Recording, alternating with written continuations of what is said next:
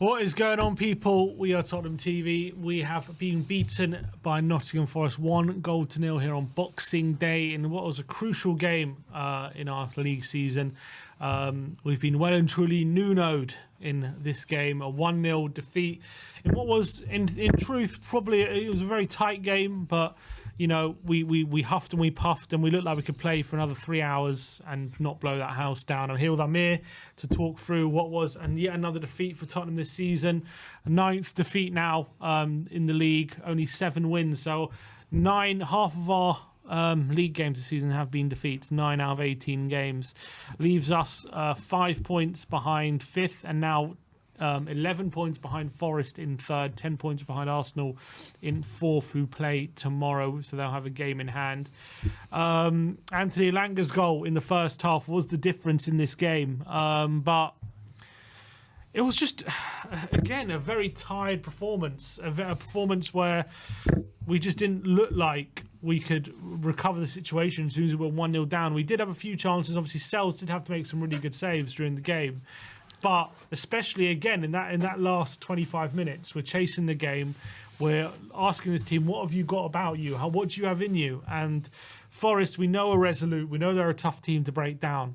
But still, you expect us to create a lot more than we did. And Forest, in that last 20 minutes, if anyone was going to score a second, it looked like it was going to be Forest. Yeah, and that's the saddest thing about it is, Sim, you know, we brought on Bergvall and Maddison, for me, a bit too late. And even when we brought those 2 fresh legs on, we didn't have enough. We didn't even look really like getting back into the game and getting an equaliser. So it's very frustrating, and I don't really know where we go from here, Sim, because I'm also quite confused about the football looking at this game.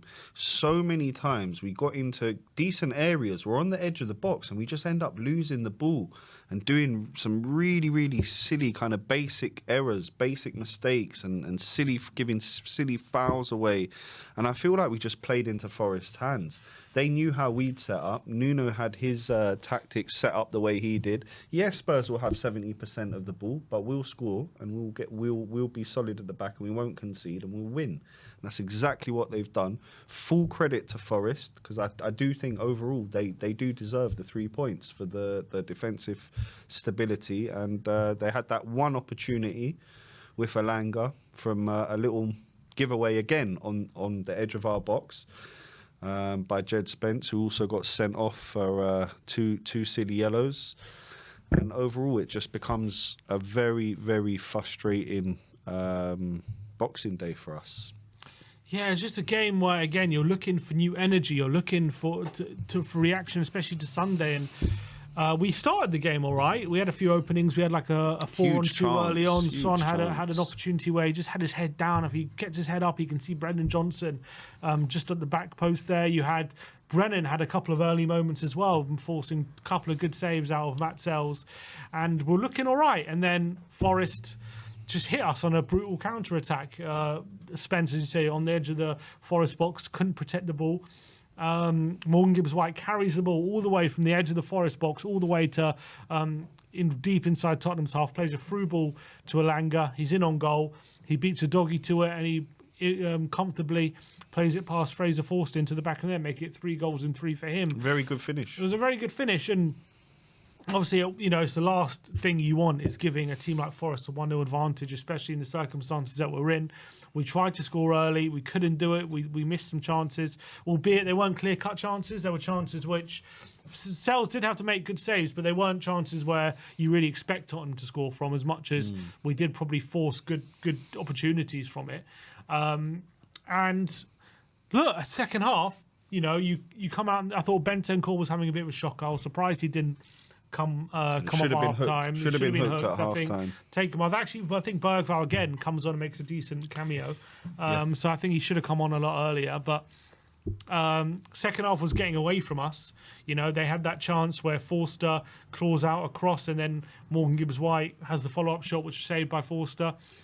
And then we have probably our big moment of the second half where a ball comes into Brendan Johnson. He does a brilliant nutmeg volleyed touch in between, I think it was Murillo's legs, He's got to score there. and he has to score. He's got to score. Just Matt Sells to be just outside the 6-yard box, and he hits it straight at Matt Sells. Look, all our good chances seem to fall to Johnson today. And he was the most likely out of all the players, and he did look bright, but the touch is kind of like a bit of the best you've ever seen and then the worst you've ever seen, because the touch and nutmeg to create the opportunity was unbelievable. All he's got to do then is slot the ball past Sells, and it's probably one of the best goals you've ever seen Johnson score. But he's kind of rushed the finish, and he's kind of hit it within the vicinity of Sells. Sells has just managed to stick a leg out, and it's a fantastic save in the end of the day. But that would have been 1-1 and us back in the game, but unfortunately it wasn't to be. Yeah, that was probably Tottenham's probably only moment. I can't remember too many other moments we had in that second. No, half. we had a few shots. Maddison There was had some a couple good of play. efforts. Yeah, there was some good play from Johnson as well. Good save from Sells as well. We did look a little bit more threatening, but again, it wasn't enough to say that we deserved an equaliser or we were banging on the door for those last 30 minutes. We weren't, and like you said, Forest had the best chance. Yeah, they had the best chance. And if anything, if you're Nuno and you ask him how would you want the game to play out, that's probably how we'd want it to play out. Exactly how it did. Exactly how it did. Probably went perfectly to plan. And Yep. we struggled to really penetrate what we know is a very resolute Forest defence. We know they've been very good this season. Nuno's got them really well drilled, and they're really hard to they're very hard to break down. They're very hard to find. And I think that early goals against a team like Forest, early goals very important. Yeah, we just couldn't get it. They're defensively, the way they're structured defensively is so solid. It's so hard to break down the structure. The way they sit back, the way the defenders are close to each other as well. They don't allow too much space in there for us to operate, and that's why we kept coming back all the time, trying to draw them out, trying to create a bit more space, but we couldn't find it today.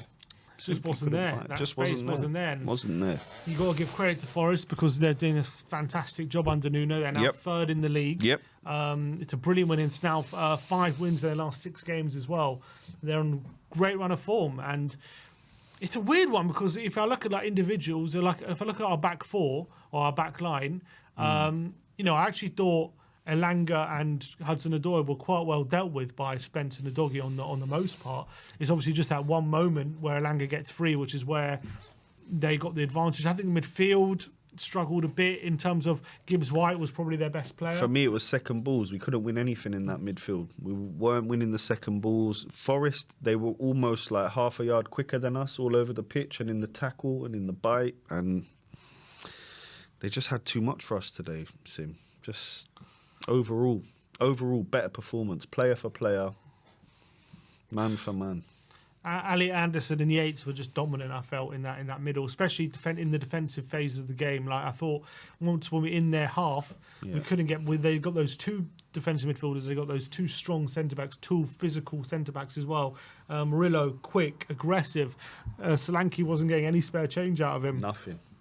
And nothing was isolated the whole game. Aerially, Milenkovic gobbling everything up. I think Decky struggled to get beyond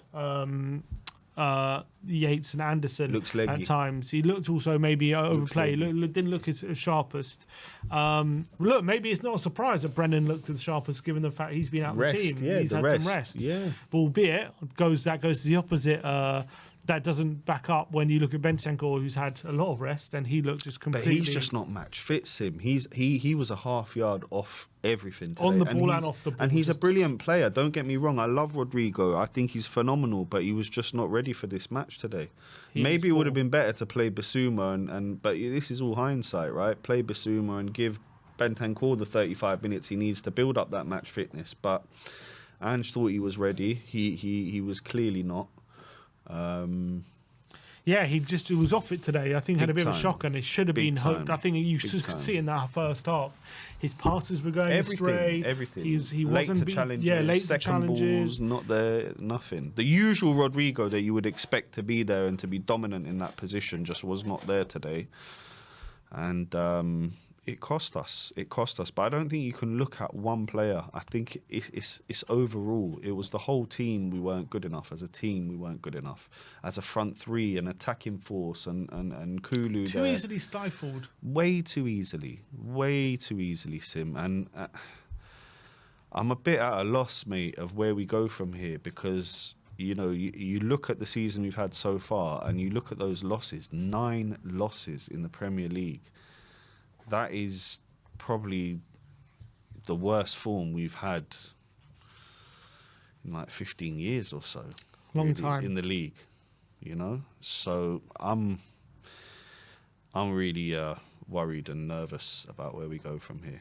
I'm not sure in which direction. It was such a weird one, because it's like the complete opposite probably to the Liverpool game, in terms of Liverpool's just pure chaos, where we could score. Madness. We were just so open, they could score at will. And this game was very different. They sat back and we were the ones asked to like probe them. We just couldn't break them down, and they got their chance, and they scored their chance, and we had some half chances really, but we couldn't really create anything of substance in this game. We're not the first team to struggle against Forest's defence this season, but in the circumstances that we're in, we needed a result today, and we needed the players to pull something extra out of the bag, and they just weren't capable of doing it. As much as this is going to hurt, what I'm going to say, I think it has to be said. I think Ange Postecoglou has been outdone by a better manager today. He's been Nuno'd. Yeah. There's no two ways about it. Yeah. Nuno played the perfect game, and Ange didn't have any answer to it. Nope. And his changes tried to influence the game.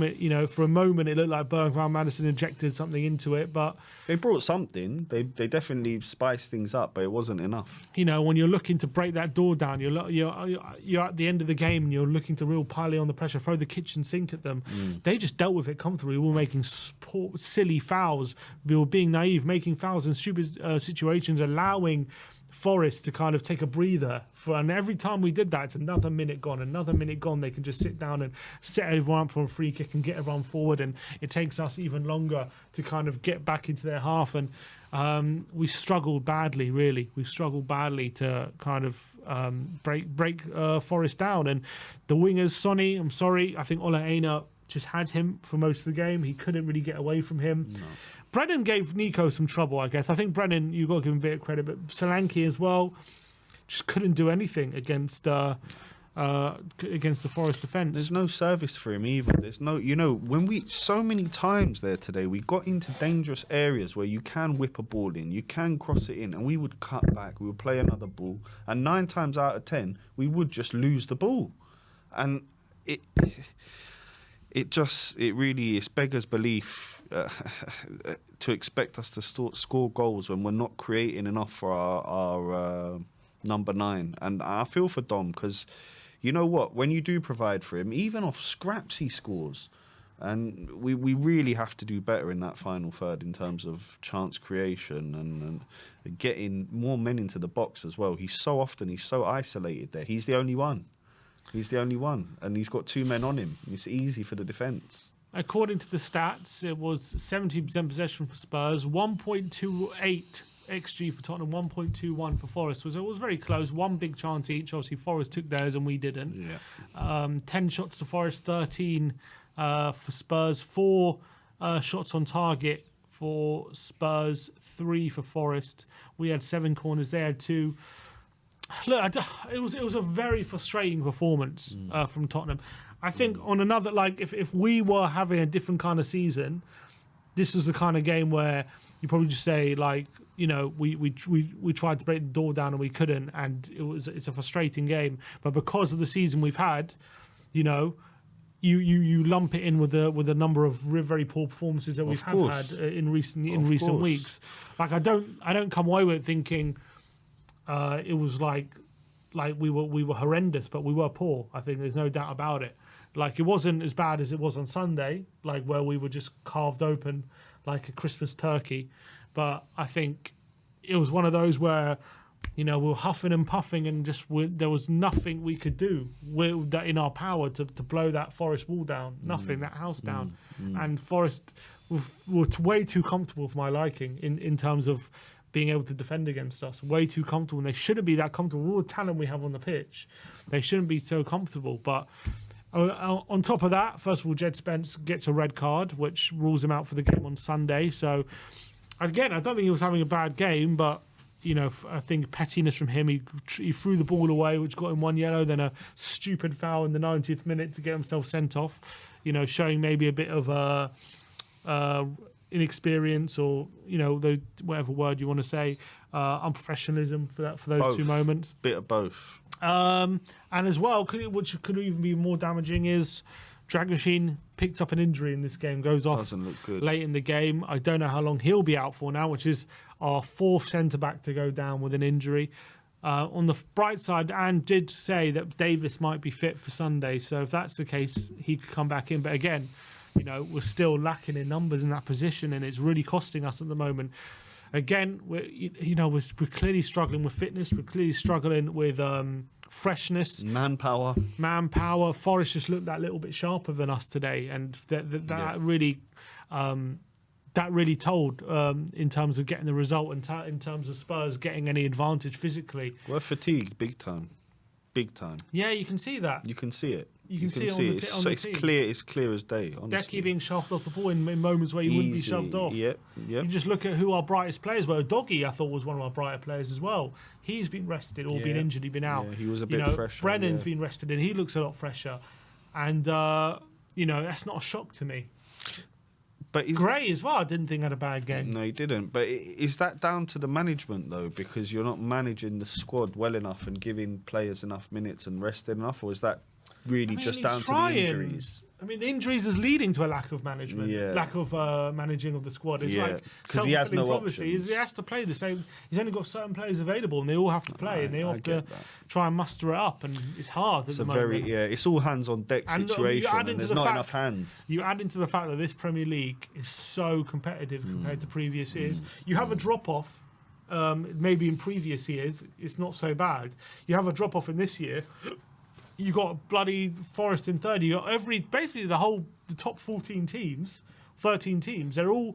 You have a drop off against any of them, they can all beat you. You have to be your best in every game now, and that is just not the case for us at the moment. We're struggling to sustain off our levels, and it's a struggle, man. It's a big struggle right now for where we are on the table. Look. No but doubt about it. The table doesn't lie at the moment, and we're 11th place again after that loss. 9 defeats, 7 wins after 18 games. We're 1 game away from the halfway mark. We're now we're 5 points away from we're 6 points away from 5th now. We're 10 points away from top 4. 11 points away once Arsenal win tomorrow against Ipswich. With each game passes, that gap is growing bigger and bigger and bigger. There's no denying it. Obviously, the gap at the moment is still 6 points with just over half a season to go. So 6 points is, it's doable in 18 games. But the way we're playing, we can't continue, and we can't continue this form. And expect the anything reality is we've season. lost 4 of the last 5 games now, with that 1 win being against Southampton, who are bottom of the league. Yeah. We're dropping like a stone. That's the reality. There are circumstances why we're dropping like a stone, but we are dropping like a stone. And again, people will say Ange and tactics. I don't think today was because of the tactics of being gung-ho or anything like that. I don't think that was the reason for the loss today. I don't even think we were gung-ho today. Yeah, you could argue that. Maybe we didn't test them enough going forward. Maybe we weren't aggressive enough. But the reality is you can see this team was out on their feet, and it's a struggle to see how we turn this around right now. It's a real struggle, and the pressure's going to keep piling on Ange. We've got big games coming up in the next few weeks. The semi-final of the Carabao. Yep. We've got Arsenal coming up away from home not so long. Big Europa League games as well coming up. We've got 8 games next month, not including the game against Wolves. We've got 8 games, huge. 2 big Europa League games where we have to kind of get 4 points out of those 2 games. Elfsberg and Hoffenheim. To get in that top 8, we need 8 points really. So we need sorry, not 8 points. We need 4 points. 4 points from those 4 two. Points from those and two. And it's Elfsberg and Hoffenheim. Elfsberg and Hoffenheim. Again, not impossible, but the way we're playing, we're struggling. We're just away at Germany will be tough, mate. Away out there. The problem is every game's a struggle right now. Every game is a struggle. Every game. And the problem is the more it's like a circular kind of self-fulfilling prophecy in a way, because like the more we struggle, the more you want to put more into it to try and get yourself out of that situation. The more you do that, the more you exert yourself, the more like you're leaving yourself fatigued and injuries and all these different things, and it's leading to right now what is Tottenham just out on their feet, and we can't seem to turn this around. Look, I don't see how a new manager right now in the short term changes things, because they're going to have the same injury crisis to contend with. Do they get results, better result? Well, look, at the end of the day, you can't get the results at the moment, can't be much worse with 4 defeats out of 5. That's true. But does a new, like, let's say we bring in Iraola, who's also a very intense manager, who's also very big on his high pressing, and that's how he plays. Is he going to be getting better results right now with the squad? It's difficult to see that. It's difficult to say. But I also don't want a new manager right now. That's not what I want. I want this manager and this team to start performing and play better. I want to see what this team is capable of when we do have our full squad available. And I'm willing to give Ange these next few months to get it right. But I think as a fan base, we all need to pull together. And I think this is part of the problem. Levy's got the fan base just where he wants us, with the Ange in, Ange out, people bickering. It's the same old thing. We've been through it, manager after manager after manager. I'm fed up of it. I'm sick of it. I think a lot of other Spurs fans are sick of it. I think we really do need to kind of find a bit of unity within the fan base. And people say, oh, you can't do that. You can't. Well, how have Forest done that? How are Forest United now, and they're third in the league under Nuno, without all this crazy big spending, crazy amounts of money? They're doing it on a budget, on a shoestring, and they're there and thereabouts. So why can we not, get to that point where we're united as a fan base? That's where I'd like to see us. And I'd like to see people get behind the team, get behind Ange, regardless of these bad results that we've been going through.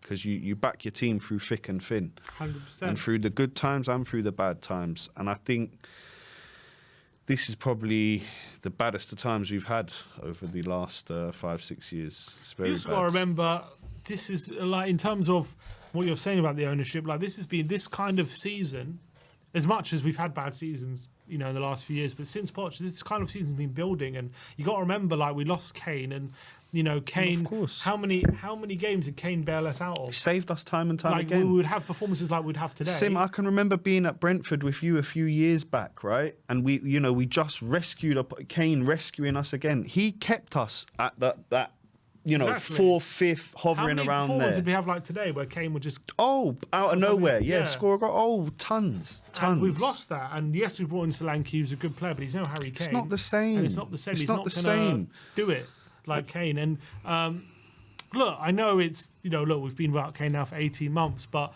there's always going to be a big adjustment. I know we got 5th last year, and this year we're in 11th right now, and we are massively struggling in the league at the moment. We're struggling to keep up the levels, and everything is going against us right now, and we're not playing well. That's just reality. We're in very, very poor form, and Ange is under serious pressure. I don't doubt it. Mate, we lose to Wolves, and I think that'll be too much for Levy, I think.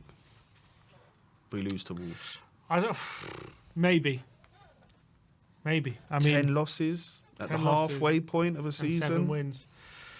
I think he's going to. I just got a feeling he's going to allow him to ride out this storm, because we're in a storm at the moment, and we are struggling. We are struggling badly. I mean, is Ange doing enough? I mean, I'm looking at today, and I'm looking at where can I blame Ange? Is it selection? I mean, I didn't mind the lineup. We both like the lineup. Is it like the way we're playing? Are we too open at the back? Are we conceding too many chances? I mean, we conceded a big chance to Forest, which they scored from, but I thought by and large, I mean, when we were going for it late on, they had some counters, but other than that, they don't really have too much. Are we not good enough going forwards? That was probably we were probably too easily contained today. But is that Ange's fault? We're the top goal scorers in the league, where there's a reason for that. Is that because if you can't be that if you're not good enough going forward? are the players? Is it because the players are running on empty? Is it because the players are lacking certain things right now when it comes to energy, or when it comes to, is it leadership, or is it just a young team who can't figure their way out of this situation? It's difficult to put your finger on. Exactly. All of the above, it's a lot of problems. All of the above. Different problems, I think, right now, and we are massively struggling when it comes to the league. Big time. Could these cup competitions be a saving grace? Maybe.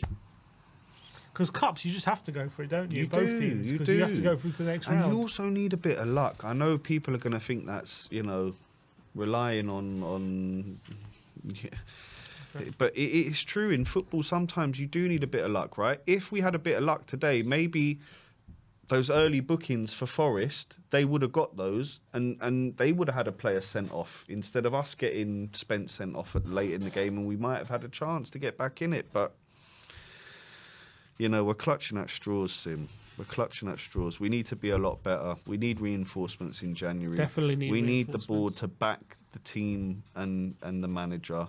They can't expect to sell our best player, and that the team will progress. We're seeing other teams like Fulham, Bournemouth, Forest, Newcastle, they're all leapfrogging us, and there's reasons for that, because they're all... And everyone's getting smarter as well. All these other teams are getting smarter. Of course, they're learning the league, they're learning how to do the Brightons of the world, they've got the money, they're buying the right players, they're not getting their pants pulled down for silly players, they're building the projects in place. You look at Brighton's project they've got going on, you look at Forest, you look at Newcastle building it year by year, not going too quickly.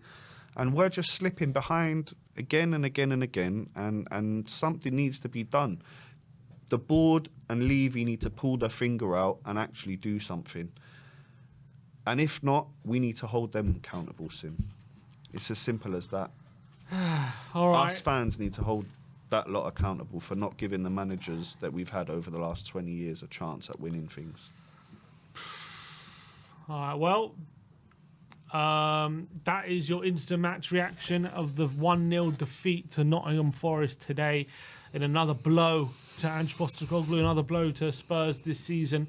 But now it's your chance to have your say. We're going to get you guys on. It's time for the fans to come on and talk about what your opinions are when it comes to Tottenham, what happened today.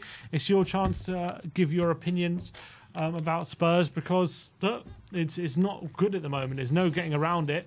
Spurs are massively struggling right now. Spurs are 11th place. We've lost 9 games, and there's no getting away from that fact. Now, what is to blame? What is the reason for it? I guess it's up to everyone to make their own conclusions about why it is what it is. But one sec.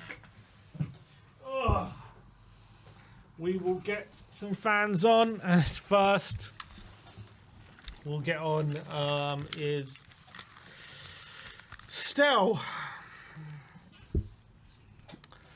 Hey, Stel. Merry Christmas, guys. I hope you had a good day with your families yesterday before today arrived, and obviously it's a different day, so the festivities are over. But look, I hope you had a good time with your families, and happy holidays. You too, Stel. Merry Christmas. Merry Christmas. Difficult day today, Stel. But for you, what do you think went wrong? Why did we end up losing the game today? Before I get into it, because I'm sure everyone wants to hear what I have to say. Oh boy, yeah, I can't wait for this one. Half the comments are going to love me, half are going to despise me. But I just wanted to say this very quickly. Last time I came on, it was after the Liverpool loss, and there's 2 things I quickly want to say. First of all, there were people in the comments saying this guy only comes on when we lose. Last season, I came on after a win, and I said we must back Ange. We've got to back this manager. Okay, that was after a win. And that's when I said, but if he signs Werner again, it all changes for me. So that's a bit of a myth. And secondly, there was a chap called Arsh who came on, and he just spent 20 minutes saying how Sava, Stelios, Alex Box Office are were negative and all these things and whatnot, and how we made fun of Ben and Sim. I just want to make it clear to people watching the show. I've never made fun of Ben and Sim on any show I've been on. I've questioned why you don't protest, as I've done with Chris Cowlin, Last Word on Spurs, Expressions, Fighting Cock, and every other YouTube channel. Okay, I've never made fun of these guys. So I'd rather, if people are going to come on and they want to call me out, call out the points that I make about football. Counter the things that I say that you don't like about Ange, tactics, Levy, those kinds of things, because I don't appreciate being misrepresented like that. So got that out of the way. Right, to answer your question, Sim, why did we lose today? Before the game, I was on funnily enough Sava's channel, and I said on that game, on his show, for me, my concern today is that they've got a midfielder, Elliot Anderson, who's really good. We've got to shut him down. They've got two centre backs, Murillo and Milenkovic, who are solid, and we need to find a way around them too. Elanga and Hudson-Odoi, we know what they're about down the flanks. We've seen many teams with half-decent wingers down the flanks expose us, Bournemouth, Fulham recently, Liverpool.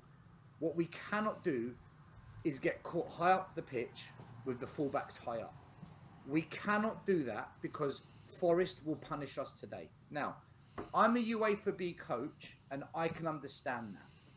And I can tell you the basics of football are try to create overloads in order to create space that you can exploit when you attack, and know that teams will want to do that to us. So try to avoid giving them space because they're going to try to exploit that. And if that scenario does happen, you must either deny, dictate, or delay from a defensive play. These are basics of football coaching. You don't need to be UEFA B, actually. You can be level 2 and know this. What happens? They counter-attack. Do any of our centre-backs try to delay the attack? Try to dictate the direction of play? Do they try and deny by tackling? No. They both backwards, backwards, backwards, backwards. None of the defensive plays. So the argument's going to be, oh, but Archie Gray isn't a centre-back. Correct. But Dragusin is. And he's Ange's signing. And we spent 30 million. It was And down he did Archie's none of side, that. wasn't it? Then Dragusin could take the initiative and go across. And Gray can keep going backwards. But for none me, of that still, happened. it's not just minute, about one the minute, goal. 1 minute. It's Let not me- just let me about the goal. finish. We didn't look like we were coming back in the game for the last half hour. Didn't look like we were going to score. Oh, Amir, I've just begun. I'm just talking about the goal we conceded, right? Because Okay. if we stop that, it's 0-0. And then what happens? Because Udogi's high up the pitch, he's then the one that has to run back 60, 70 yards. He gets caught out of shape. He doesn't know his bearings. In slips Elanga, one-on-one with the keeper, puts it in the back of the net. That's the winning goal. Now, could that have been avoided? 100%. How? Tactics. Who is that on? The manager. That is on Ange. We've seen this time and time and time and time again, where we get caught undone by the opposition's overload and the fullbacks being high up and the centre-backs being high up. I get why Ange does it. I understand the risk he takes. His thinking is, if we attack the way that we do with this high press, this aggressive play, if we get enough goals, it doesn't matter if we concede one. It doesn't matter if we get caught out once in a while, because our possession, which leads to lots of goals, is enough to win the game. My friend, that works in some games, but there will be games where you come up against other teams that know what you're doing and they counter it. You will come up against teams like you saw today, a well-drilled defensive unit where it's tough to break down. So what is your possession going to achieve? What is your attacking play going to achieve? You signed Solanke, you signed Werner, you signed Johnson, you signed Maddison. These are your attackers, Ange. These are your players. Unless we're going to blame Levy and say the board signs the players. Now, if that's the case, then let's just talk about Levy for 20 minutes and completely neglect the fact that these tactics are on Ange. So for me, guys, we lost the No, game but why couldn't we break them down because of still? Andrew's tactics. Sorry? Why couldn't we break them down today?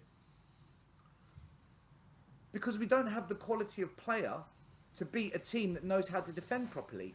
Like I wasn't one of these fans singing Johnson again, ole ole, because he's scoring tap-ins.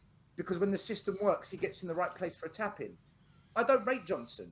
I don't think he's a good player. You're now looking at him to unpick locks. He can't do it. I wasn't one of these fans that said, yes, Solanke. He can't create and score by himself. I'm not one of these fans that thinks Sonny should be playing as much time as he gets. I think Sonny's on the decline. I think we've seen the best of him. And Ange keeps him on for almost the whole game. I wasn't one of these fans that said, yes, Timo Werner, good bit of business. I was against this. That's why back in the summer, Sim, I came on your show and I said, this is going to fall apart because the signings that Ange is accepting, the signings that the club's bringing in, and the signings that so many Spurs fans said suit the system. This is good. I predict we're going to finish top 4. I wasn't one of those fans because I could see where this was going. And it hurts to say this because I want Spurs to be the best. I want Spurs to be so much better than what I'm seeing. But unfortunately, a combination of bad signings, a manager who isn't good enough. It's okay to say Ange is not good enough and we are backing the wrong horse. That's why we can't break them down because, you know, good managers before like Mourinho, Conte, Poch, they struggled against the low block. Mm-hmm. But they had Harry Kane. They had a prime Heung-min Son. They had a Christian Eriksen. They had some magicians, some real talent that can just get you that one goal. We don't have that now, guys. I would argue, though, that we do have that still. You've got players in there that can score goals. Okay, I'm going to name them for you. You've got Sonny who can score goals. You've got Solanke who's been scoring goals. Against Johnson as much... Wait a second, still. Let me speak. You've also got Johnson. I know you don't like him, but he's been scoring goals. Kulusevski scored 5 in the last 5. You've got players. You've got Maddison, who's got loads of goals this season. You've got goals in that team. Today, we just could not break them down. We couldn't break them down. We couldn't even create opportunity, big enough chances. The best chance we got was from a little brilliant bit of skill from Johnson to make the Forest defender, and he should have scored, really, from that position there. But I don't agree that this team doesn't have goals in it. We do have goals. We've got lots of goals in it. You're not listening to what I said. I've said one thing, and you've gone and said something else. I never said we can't score goals. You said there's not goals in this team still. I said against a team that is defensively solid, a team that is well drilled defensively, we can't unlock the doors. That's what I said. You said something else. We're one of the top scorers in the league. Exactly. But those goals, which no one on this show talks about, are heavily skewed. We've scored over 60% of our goals in 30% of games, man. For the other 70% of the season, only 40% of the goals have been scored. So what's happening is you've got 5 or 6 games out of the 17, 18 we've played, 5 or 6 games where we've scored 5, 4, 5, 4, 5. All those other games, it's 0, 0, 1, 0, 1, 2, 2, 1. Low scoring.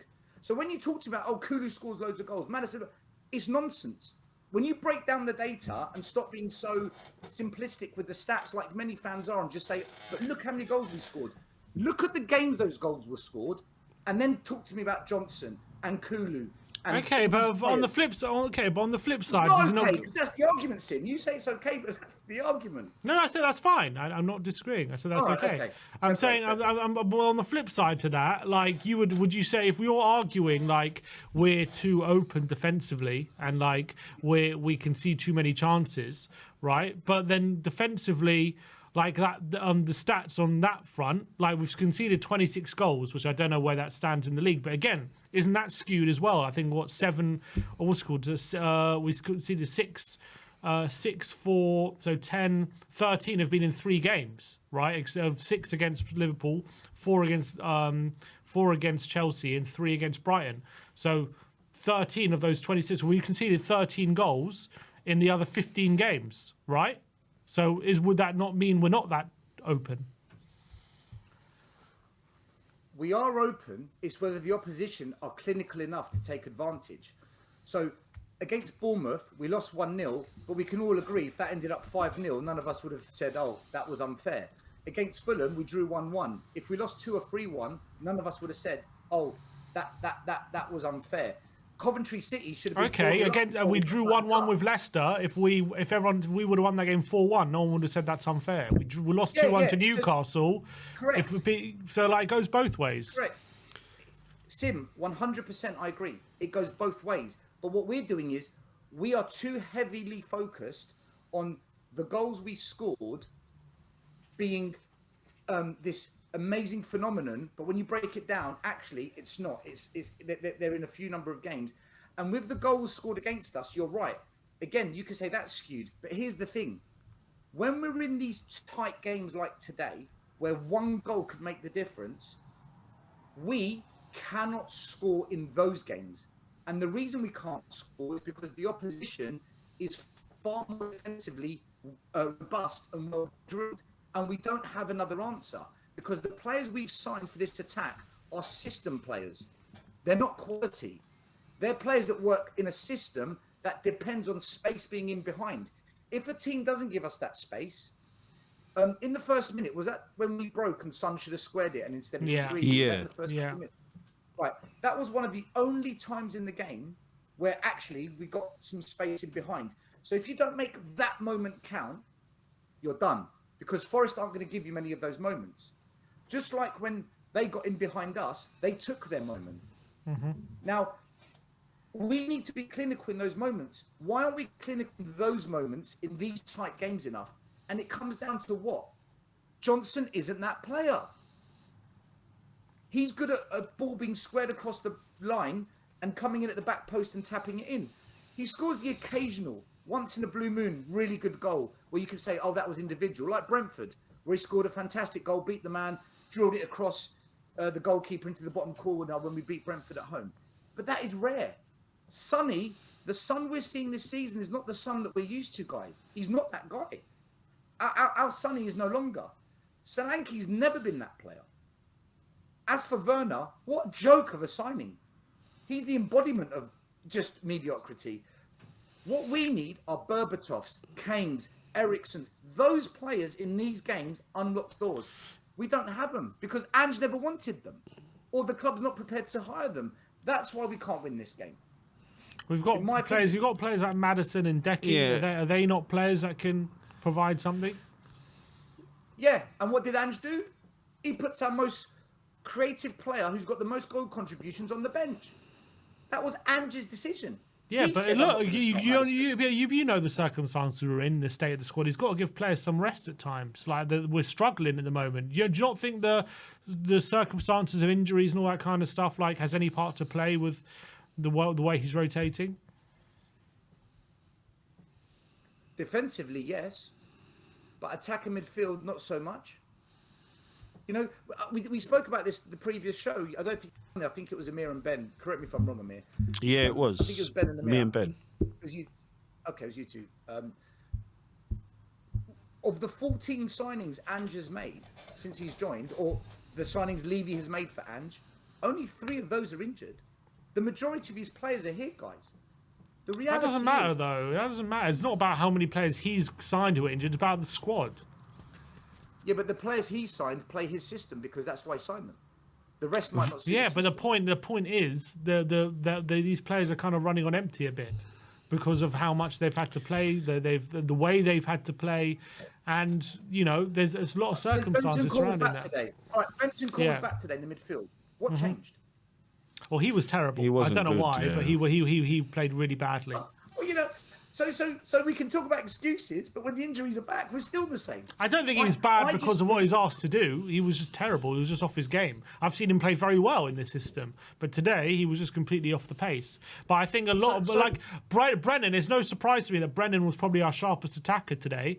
Whether you think he played well or not, that's by the by. I think he was probably our sharpest attacker. All our chances fell to him, probably because he was the freshest of the lot, probably because he's had a bit of rest. Didn't surprise me. Huh? What did He Brennan missed Johnson three. do with those With Matt chances? Sells made 3 good saves. He missed chances, but he made 3 good saves. Matt Sells from Brennan. That was all like chances that fell to him. All right, so the Unfortunately, reason we lost today is because Nottingham Forest's goalie had a good game, yeah? No. no, that's It's not we what I weren't said. That's not clinical. what I We said. weren't clinical still. We weren't Why aren't we clinical, and I think clinical? Who's taking the shots? Who's the one that needs to be clinical? look, Son could have had in that first minute. That should be a goal. 9 times out of 10, if you're 4 on 2, sorry, 4 on 2, you should be scoring a goal 9 out of 10 times. That should have been the first one. Johnson with the one where he megged him, you have to score. You're 1-on-1 with the keeper, you have to score. Apart from that, all the other chances were half chances. Johnson's other ones. It's just, you know, it's not good enough from our attacking players. It's just you're not clinical enough. Not clinical Correct. enough. They're not good enough. They're not good enough for me. I don't know if they're not. No, but I don't know if they're not good enough in the long run. Still, So what is today it they then? were not good enough. Today they were not good enough. What is your argument?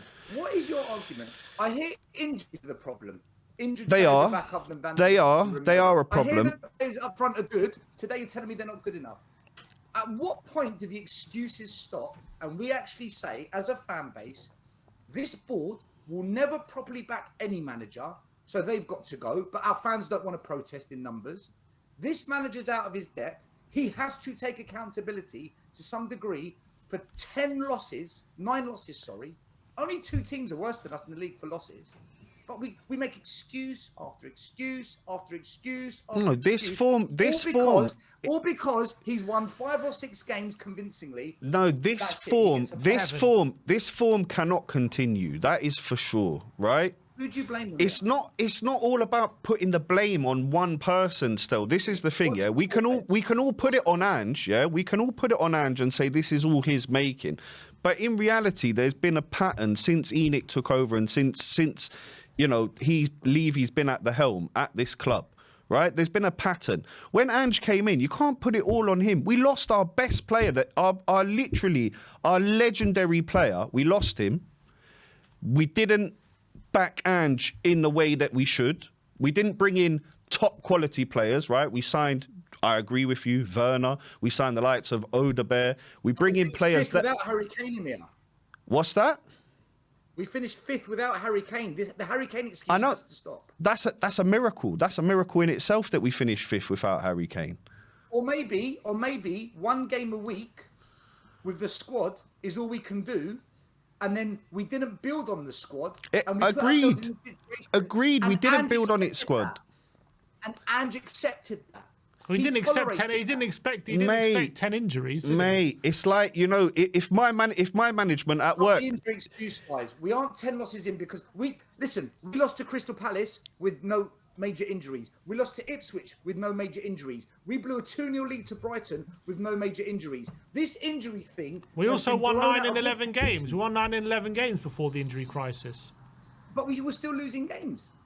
Okay, but it wasn't this bad. That's the point. You could say We weren't the injuries are perfect part team. of We the weren't. We game. weren't the perfect team. I grant you that. Yeah, we weren't the perfect team, but we was much better than we're showing at the moment. But when we were before this injury crisis, I just think it's hard to put everything on Ange still. It's hard when there's a lot of other factors involved. Amir, let me be clear, right? Let me be clear with everyone watching, okay? Because listen, I love you two. I love the fact you put up an argument. I love the fact you've got a different view. This is what makes good debate, right? So big up to Amir and Sim for that. And I mean that. It's not just trying to appease the fan. I mean that. I genuinely mean that. For me, the biggest problem and the poison that has ruined this club is Daniel Levy and Enoch.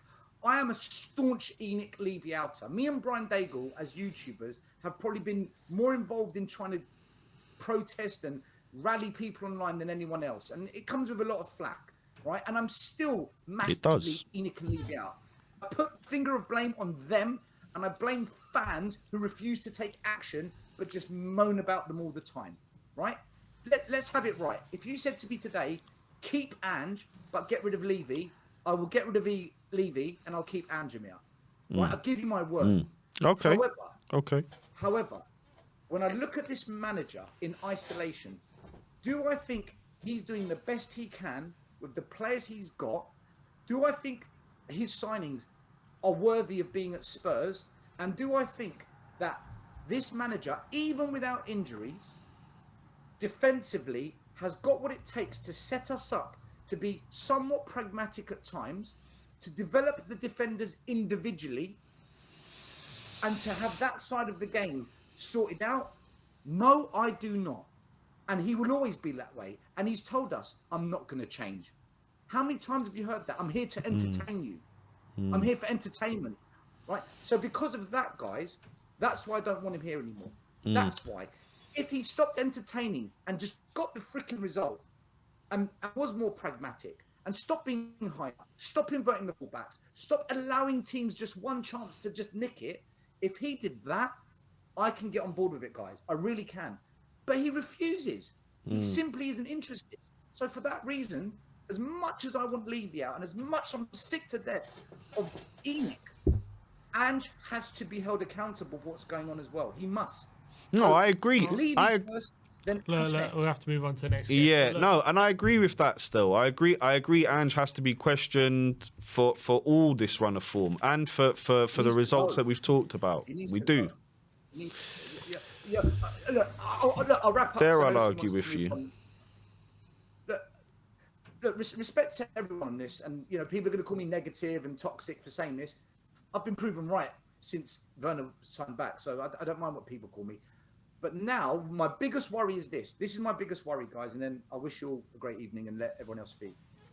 It looks like Dragusin went off injured. Hopefully it's not serious, but if he misses the next game with Spence suspended, that defence is on its knees. And my fear is this.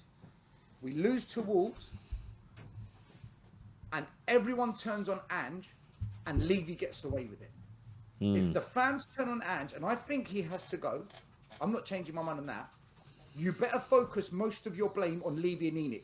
Because if not, I don't know where I stand with this fan base anymore. If Ange gets fired because this continues, the fan base must do everything possible to demand a change at the top.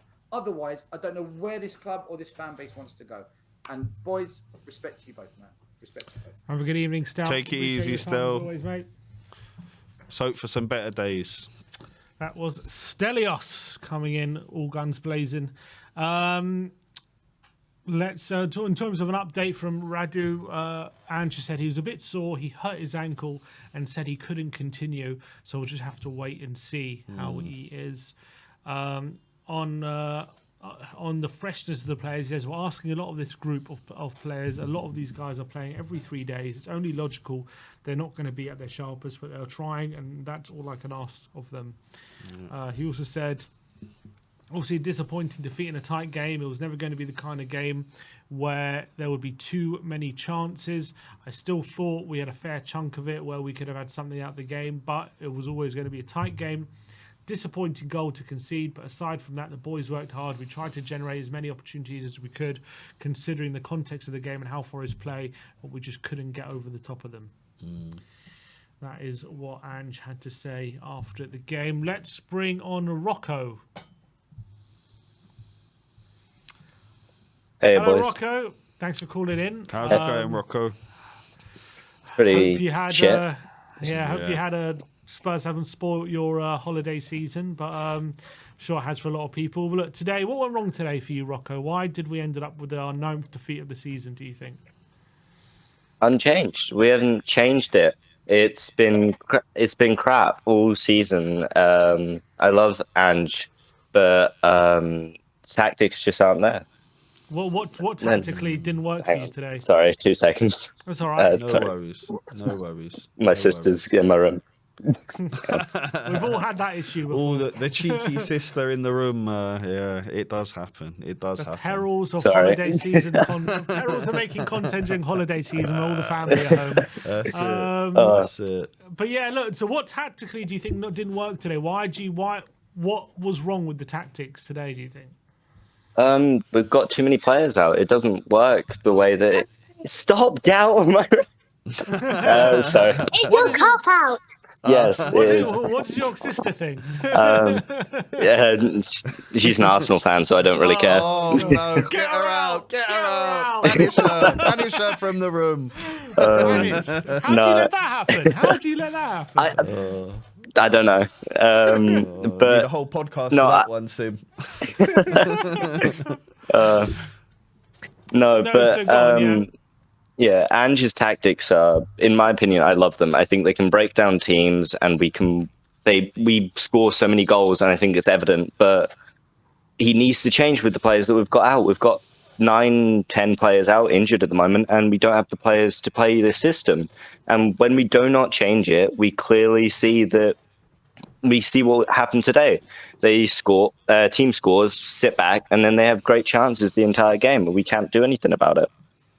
So is the fact that Ange won't change his tactics during this period, is that enough for you to say, if you're not going to change, then time to part ways? Or is it like, let's just wait till the players come back and then we'll see a big change? Yeah, wait till the players come back, and I think we'll have a big change, and definitely stay with Ange. But if it doesn't, we need to reevaluate it end of the season if he doesn't improve. Definitely. When the players come back. We're 11th at the moment, Rocco. There's no getting away from it. We're now level on points with teams like West Ham, who, Lopetegui many times was on the brink of, getting sacked. We're 9 defeats and 7 wins now after 18 games, albeit the league is still very tight. We're 6 points off 5th at the moment. So, the league is still very bunched together. We are also now 5 points off 9th. So, that gap is getting bigger. Like for you, where do you still aim to finish this season, or given the run of form we're on? 5th or 6th, but realistically, I see us staying where we are. Really? 10, 11. But I want Europa League again, but I don't see us improving if we continue on this trend of defenders being injured, because if Radu's out next game, we're going to be playing 2 midfielders in defence. So, Rocco, given the fact that you think we'll finish outside of Europe, I mean, where does that leave Ange with our ownership and Levy? Because we know that's, what they aim for every season. If Ange finishes 9th or 10th, will he be with us next season? Hopefully, I hope he is, but I don't see it happening. I don't see him staying in the job at the end of the season if we don't finish out inside Europe. But I think if we do, then he has a chance. But that's the step up. What do you think the board would do if we were, like, say, finish at 10th or 11th and then win the Europa League? Would they still judge him harshly on his league finish, or do you think that Europa League win would give him a pass? That gets you to Champions League. It does. Yeah. We've seen Levy in the past. He'll sack him at the final. He'll sack him before the final, and we'll end up losing the final, and they'll give out watches saying finalist, well done.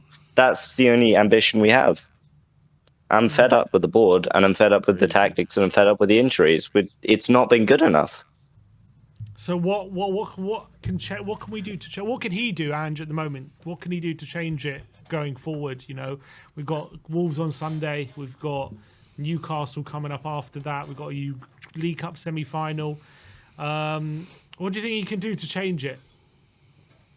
In the short term, Ange, I think, can improve by just changing the tactics, being more pragmatic. As much as he doesn't want to, and he said multiple times, I want to change.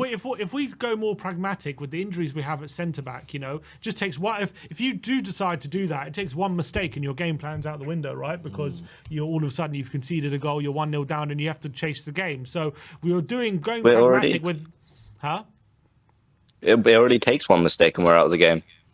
No, doesn't matter. But what I'm saying is, if you go pragmatic, right, and you're sitting low block and you're just trying to contain the opposition, and then you concede a goal, right? Then you have to go forward anyway, and you have to. Can you trust this defense to contain an opposition right now with the injuries that it has? I don't know. But whatever we're doing right now just doesn't work. It very clearly doesn't work. At the end of the day, I don't think this is Ange's fault. I think you have to put some blame on him, but I think it overall comes back to the board. And in the long term, Ange needs to put pressure on them to buy in the players that he needs. Because I said it before the season starts to a couple of people that we need. I didn't think we were going to get back in Europe because I saw us getting another injury crisis and we never addressed it in the summer. All right, Rocco. Appreciate your time, mate. Thanks for calling in, mate. Tell your sister that she's supporting the wrong team, Definitely. and hopefully tomorrow she'll have a disappointing day. But regardless, I will. Yeah. hope you had a happy holidays. Yeah, And, Merry Christmas, Happy New Year. Whatever you say. Yeah, you Merry do Christmas. celebrate Christmas. But yeah, nice one, Rocco. All the best, Rocco. Take care. Big up. That was Rocco calling in. Next up, we'll keep you updated. Anything's happening at the Wolves United game. It's still 0-0 at the moment. Wolves just having a very good chance with Onana making a great save, but still 0-0 there. Let's get Alexander on. Alexander, Chag Sameach. Hope you're doing well. I think you're on mute. Yeah, I am on mute. There you go. There you go. Yes. So, big up to all the Spurs players. Worried there weren't enough donuts in North London, so they came up 11 more. 11 more today. 11 more. So what went wrong for you today? A 1-0 loss. It's our 9th defeat now this season. 4 losses in 5 in the league. Not for pretty reading, is it, Alex?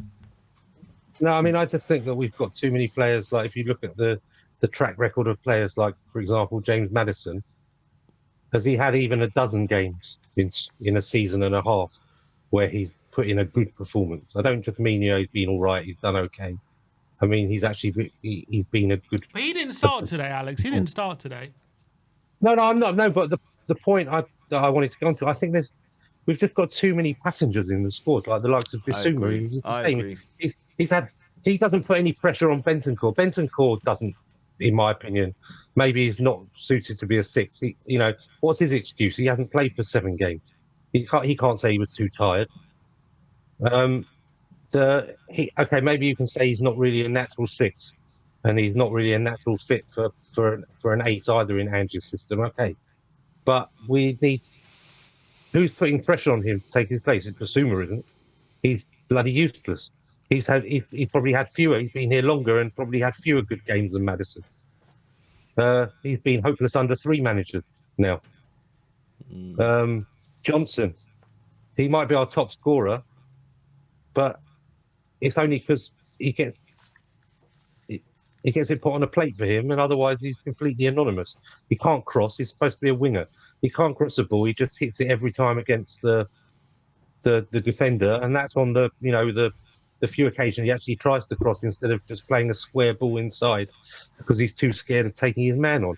He is absolutely awful. I know I don't like it, people being abusive to players. He shouldn't be getting abused, but he is just not good enough to play for Spurs. Was he not our brightest forward maybe today? I thought he was. Yeah, I thought he was our brightest spark today, Johnson. But again, he may well have been, but what did he do? He shot straight at the goalkeeper. Yeah, I agree. Should have finished. They said, it was a great save. It wasn't a great save. It was straight at the keeper. Yeah, he should have scored. But it did come from what was a phenomenal touch, though, wasn't it? That got in the chance. It was, but you got to finish your dinner, Sim. I agree with Alexander on that one. It's no point, and our players just make it's game in, game out.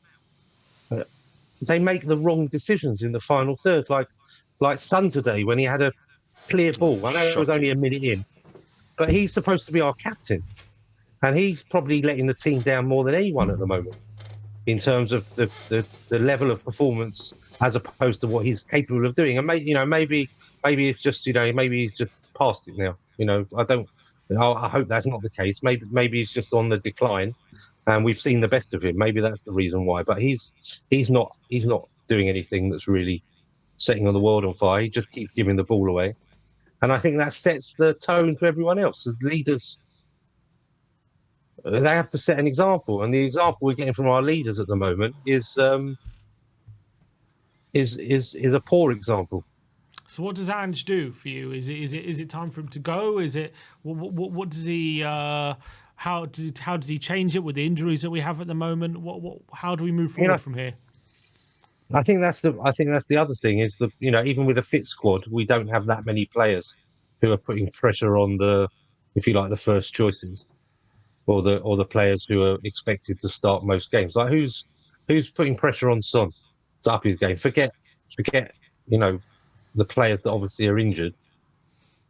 But should go get Solomon. Go get Solomon back from Leeds. Put some pressure on Son. Exactly. We could try that. Look, I think the reason we signed, I think Werner was signed because we were expecting more from Mikey Moore this year, and I don't mean that as a criticism of Moore. I mean, I think we signed him as a stopgap so that Moore would get opportunities, and we wouldn't sign someone who would block his development into the first team. So I don't necessarily think, like from a club point of view, as much as we're disappointed because Werner's been particularly poor, I think from a squad planning point of view, I don't necessarily think that was the wrong decision to sign him. It just hasn't worked out. But there's other players where we've got players in important positions. So again, like you can't blame the defenders. I think Dragusin, we can say to me, he hasn't shown that he's going to be a particularly good defender. For all the hype and all the whinging from his agent about not playing, I think we're seeing now. Okay, he's got Gray alongside him, but in my opinion, Gray has looked the better defender compared to Dragusin. I think the first goal that we conceded against Liverpool, I think Dragusin was caught out. He misread the ball, or he didn't jump, and the player got ahead of him, and that was 1-0 down. I know it's a different game, and again today you can't say he really did anything at fault, but he's just not. I don't see all these players. The only one that I look at and that we've signed that's got potential, or say the only one, there's two of them, they're Gray and Bergvall, that look like they go on and become something. Johnson's look like he's probably as good as he's ever going to be. But are players like Johnson not like valuable to have around? Those players that get goals. Yeah, they're not the best, but they can be effective. No, I think he'd be very good as a squad player, and I think, to be honest, that's probably what he was brought in to do. It's just unfortunate that he's even last season he probably played more than the club were probably expecting him to play because Solomon got injured. Yeah. Who is also playing on the right. So who was any standouts for you today, bad or good, that you thought? I thought Bergvall did well when he came on. He did. He looked bright. I thought Spence did okay. I think he was a bit tired. Ironically, given that Porro didn't start last week, although Porro looked tired, I think Spence asking him after this long in the team to play 3 games in a week, he didn't play badly, but I think he was just a bit tired. Who played well today? It's difficult to find someone. I thought Solanke did okay. He never gets any service. We've got a player he's 6'4". When do we put a cross in the ball? Do you notice how many times? I know you asked me that's what you were saying. Good things, but I can't help. I can't help moaning with this team. I'm just thinking like the players that we never create anything. You look at other teams; they put in a cross. There's 2 or 3 players in the box. Our players, they don't want to cross. They don't want to get in the box either. It was driving me crazy, Alexander. It was driving me absolutely wild. Yeah. We weren't a threat for the last 30 minutes of the game. You're 1-0 down. This is a huge game. Your whole season can turn on this game, and we were blunt. We had absolutely nothing. But it's a weird one because I looked at the stats like before the game, and we're like one of the highest teams in the league for crosses in the box. So it's clearly a tactic. Do you know to what? get No, crosses. but it's percentage. Is that what was I think annoying Alexander? Those Johnson crosses. I know what he's talking about. They're just percentage balls in. They're not a cross to anybody. They're just I'll stick it. Yeah, I'll stick it across the middle, and they're so easy for defenders to clear. They just gone, and that's why you're seeing the stats. Oh yeah, we cross it a lot, but it's crosses to nobody. That nothing comes of them. No, but who can put in a cross? I mean, Decky. He hates using his right foot, which is another thing. Like, as much as I think he's our best player, he needs to. I still don't understand how a professional footballer can be afraid of using his weaker foot. He's got to use it more. I don't mean like necessarily relying on it, but Alexander, Just, question for you: if Dragoshin is out, Yeah. and Spence looks like he's going to be out. He is out. He got sent off today. So what's our back four going to look like on Sunday? I think, well, hopefully Ben Davies will be back for Sunday. And if he's then, not, but the problem is if he is back, people and he plays, people are going to accuse Ange of rushing him back. well, especially if he gets injured again. That's what I'm saying. I don't know. I mean, like, to be honest, I'm surprised. After he came on and did quite well the other day, Dorrington, I'm surprised he hasn't given him a bit more game time. I don't know. Was he even on the bench today? I don't. No. Well, No, he an wasn't. 18, 19-year-old wasn't. partnership with Dorrington and Gray. Why not? Why Yeah. not? No, but I think that's what we're probably going to end up with if Dragoson's out and if Davies what's his isn't name ready. not fit enough. If Davies is not fit enough, then what other choices have we got? It's either Dorrington or some other young player, or maybe Spence can't play at centre back. Who else have we got that can play? That can play at centre back. Maybe Bissouma will play at centre back. So where do you stand on Ange at the moment in terms of, you know, you want to give him the season? You think it's time for him to leave? Where do you stand on it? The way I look at it is, I think, like, of all the players of all the managers that are mentioned as possible replacements, I think none of them have got a ceiling as high as Ange. They might be able to get a team, you know, higher up the league than we are at the moment, but I wouldn't think that we'd win it. I think with Ange, we have a possibility of winning something, even if it's remote. Whereas these other managers, I think we have less chance of winning things with the likes of the guy from Bournemouth or with the guy from Brentford. They might be able to might be more consistent in terms of results, but I think we'd still be sort of, you know, 5th, 6th, maybe 4th under those sort of managers. Whereas with Ange, I think I genuinely think we've got a chance of winning things, but we've still got so many players that we need to get rid of, and we do this as Spurs fans, right? He gets the team playing. Like, I don't know how you guys felt, but, you know, from the minute that Ange took over, at first I was like, oh my God, who's this Australian that we've got from Celtic? And then the more I learn about him, the more excited I got about how his whole philosophy of football, because he talks like he's one of us most of the time. He talks like a football fan, and I think that's why we all connected with him, because we're fans. We love the club. Okay, he doesn't have the love for the club, but he has the love of football that we all have. And often, obviously, all football managers have that, but they aren't necessarily able to communicate that in the same way that maybe the likes of us can communicate our love, because he's that bit. I think growing up where he grew up, it's just like he's that bit closer to the ordinary man in the street, as opposed to, you know, even though he was being a professional footballer in Australia is maybe like being a basketball player in this country. I don't know if it's quite that Anyway, Alexander, go on. What you say? No, I'm just going to say, so my thought with Ange is I think it's definitely worth persevering. I'd probably even give him next season as well, because I don't realistically think, you know, who are we realistically going to get in as a replacement that could feasibly win us something? And to be honest, after watching, I know we get upset and annoyed because we're not particularly playing well, but one thing with Ange is, like, generally I enjoy watching the games. You know, win, lose or draw. Even the game the other day when we lost 6-3, it was a good game to watch. And I, you know, after falling asleep under Conte and Mourinho football, I'd rather have if we're not going to win anything, I'd at least rather be entertained more often than not. All right, Alexander, appreciate you calling in, mate. All the best, Alexander. Right. Nice speaking to you, mate.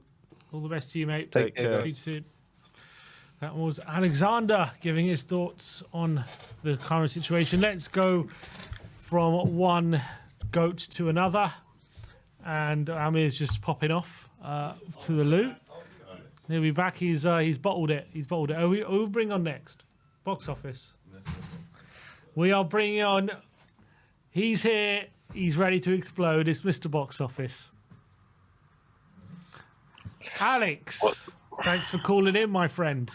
Sim, No I'm not going to dancing today. No dancing today in the stands, I don't think, Alex. Sim. No I'm not going to boogieing. explode. I'm not going to explode. I mean, I'm in big trouble right now because I should be somewhere right now, to be honest with you. But I don't even know. I don't even know why I'm actually coming. Listen, I love you guys. I love Because you you're guys. I box don't know office, why. that's why. Yeah, I love you guys. Yeah, you know, in football opinion, I think you're deluded, but I love you guys in person. I love you guys. I love Ben. I love Ben and you. Yeah, you're very kind to me, and we disagree. It's football. You know what I mean? But I mean, what was I expecting today? really expecting that much today. You know what I mean? I switched off with the manager. Now I'm actually now looking at other managers because I need to understand what I want because I've not liked it since Pochettino. I've just not liked it. You know what I mean? Unfortunately, I wasn't on YouTube then. I was like a happy clapper all day, every single day. You know what I mean? But and if you watch Mr. Box Office TV, I'll said it on the show. You know what I mean? On my last show, why I can't back this manager. But I need to understand what I want because at the moment I will sack him tomorrow and get another coaching because Well, he's what not a do coach. you want? If you understood it, you have to understand what you want. So what do you want? Well, I want somebody like Pochettino, Eddie Howe, like I said before. You know what I mean? I know they're not available, but I need somebody that can coach players individually at the moment because the players are getting worse. I don't see anybody improved. We don't agree about Kulusevski. I think Kulusevski is a good player. That's it. Not a good player. Good player. That's it. I compare him to Lamella. What's the difference between a good player and a good player? Well, just he's all right. That's it for me. He's not. It's just not. He's like Lamella. Lamella did a lot like him, but we didn't fascinate him like he was that great. Let's be honest here. You know what I mean? It's just because we're hanging on something so much, yeah. And unfortunately, people get rattled by it because they don't like the fact that they make claims, silly stuff, making lies about me that I've said on other shows about you, which is pathetic and which is not true, really. So, like I said, I don't know what else we can do at the moment. The thing is, though, he is getting backed.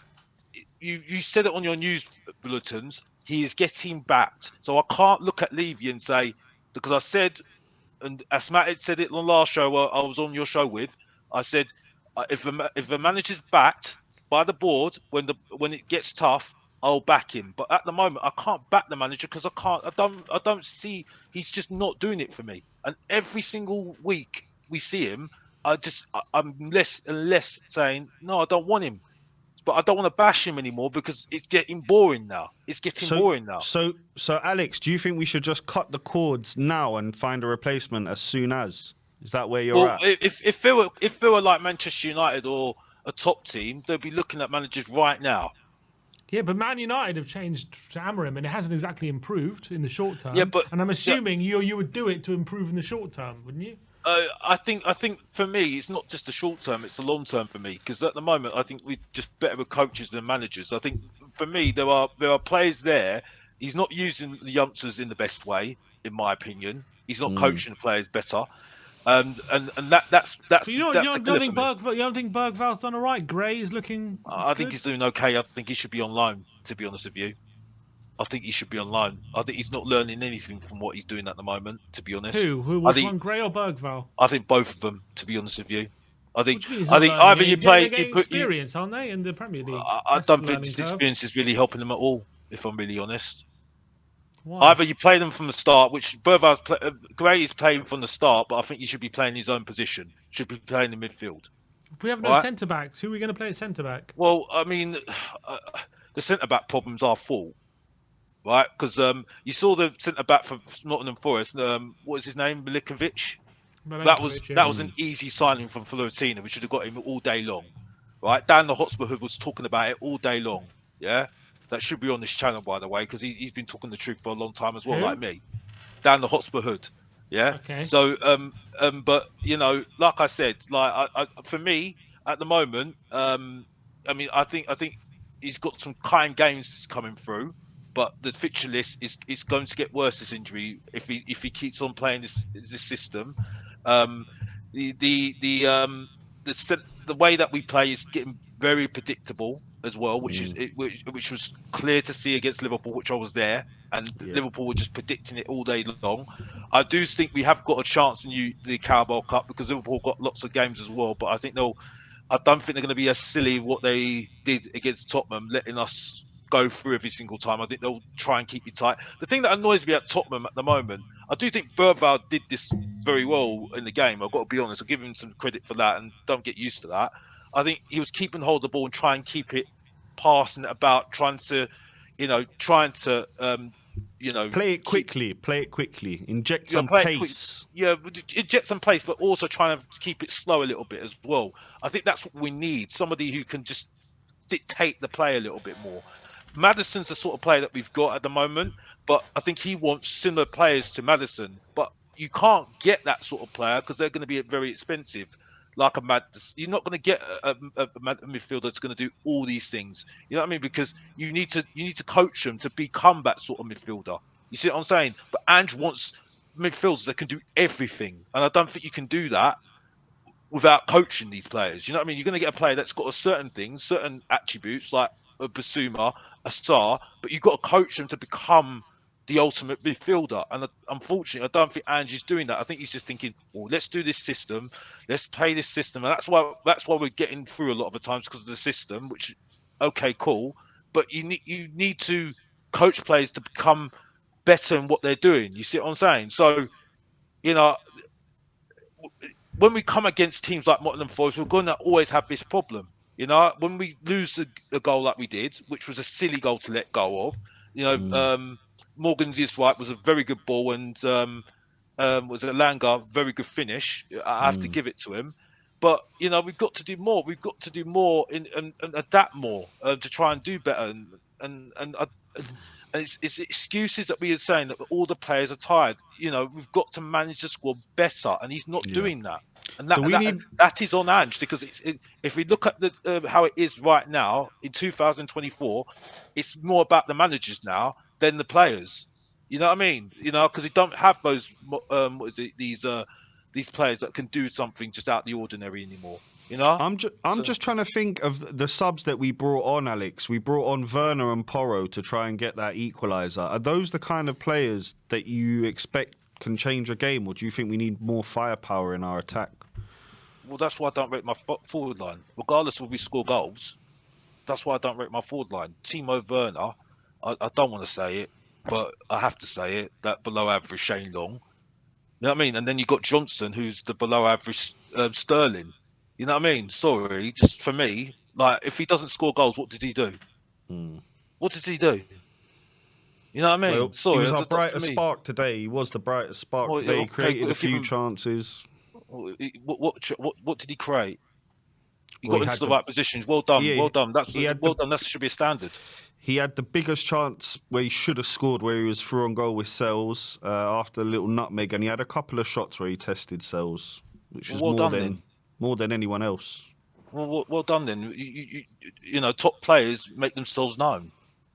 Like I said, I'm being harsh. I'm being harsh because I understand. I understand. It's a harsh world. It's a harsh thing, and I agree with you that he's not a top player. I don't think anyone would say that Johnson is a world class or elite player at the moment. But I think he's an effective player in this system, and if he can improve, if Ange can coach him to be a bit better, and maybe be a bit more clinical. To coach him though. He's not going to coach him. He's not a coach.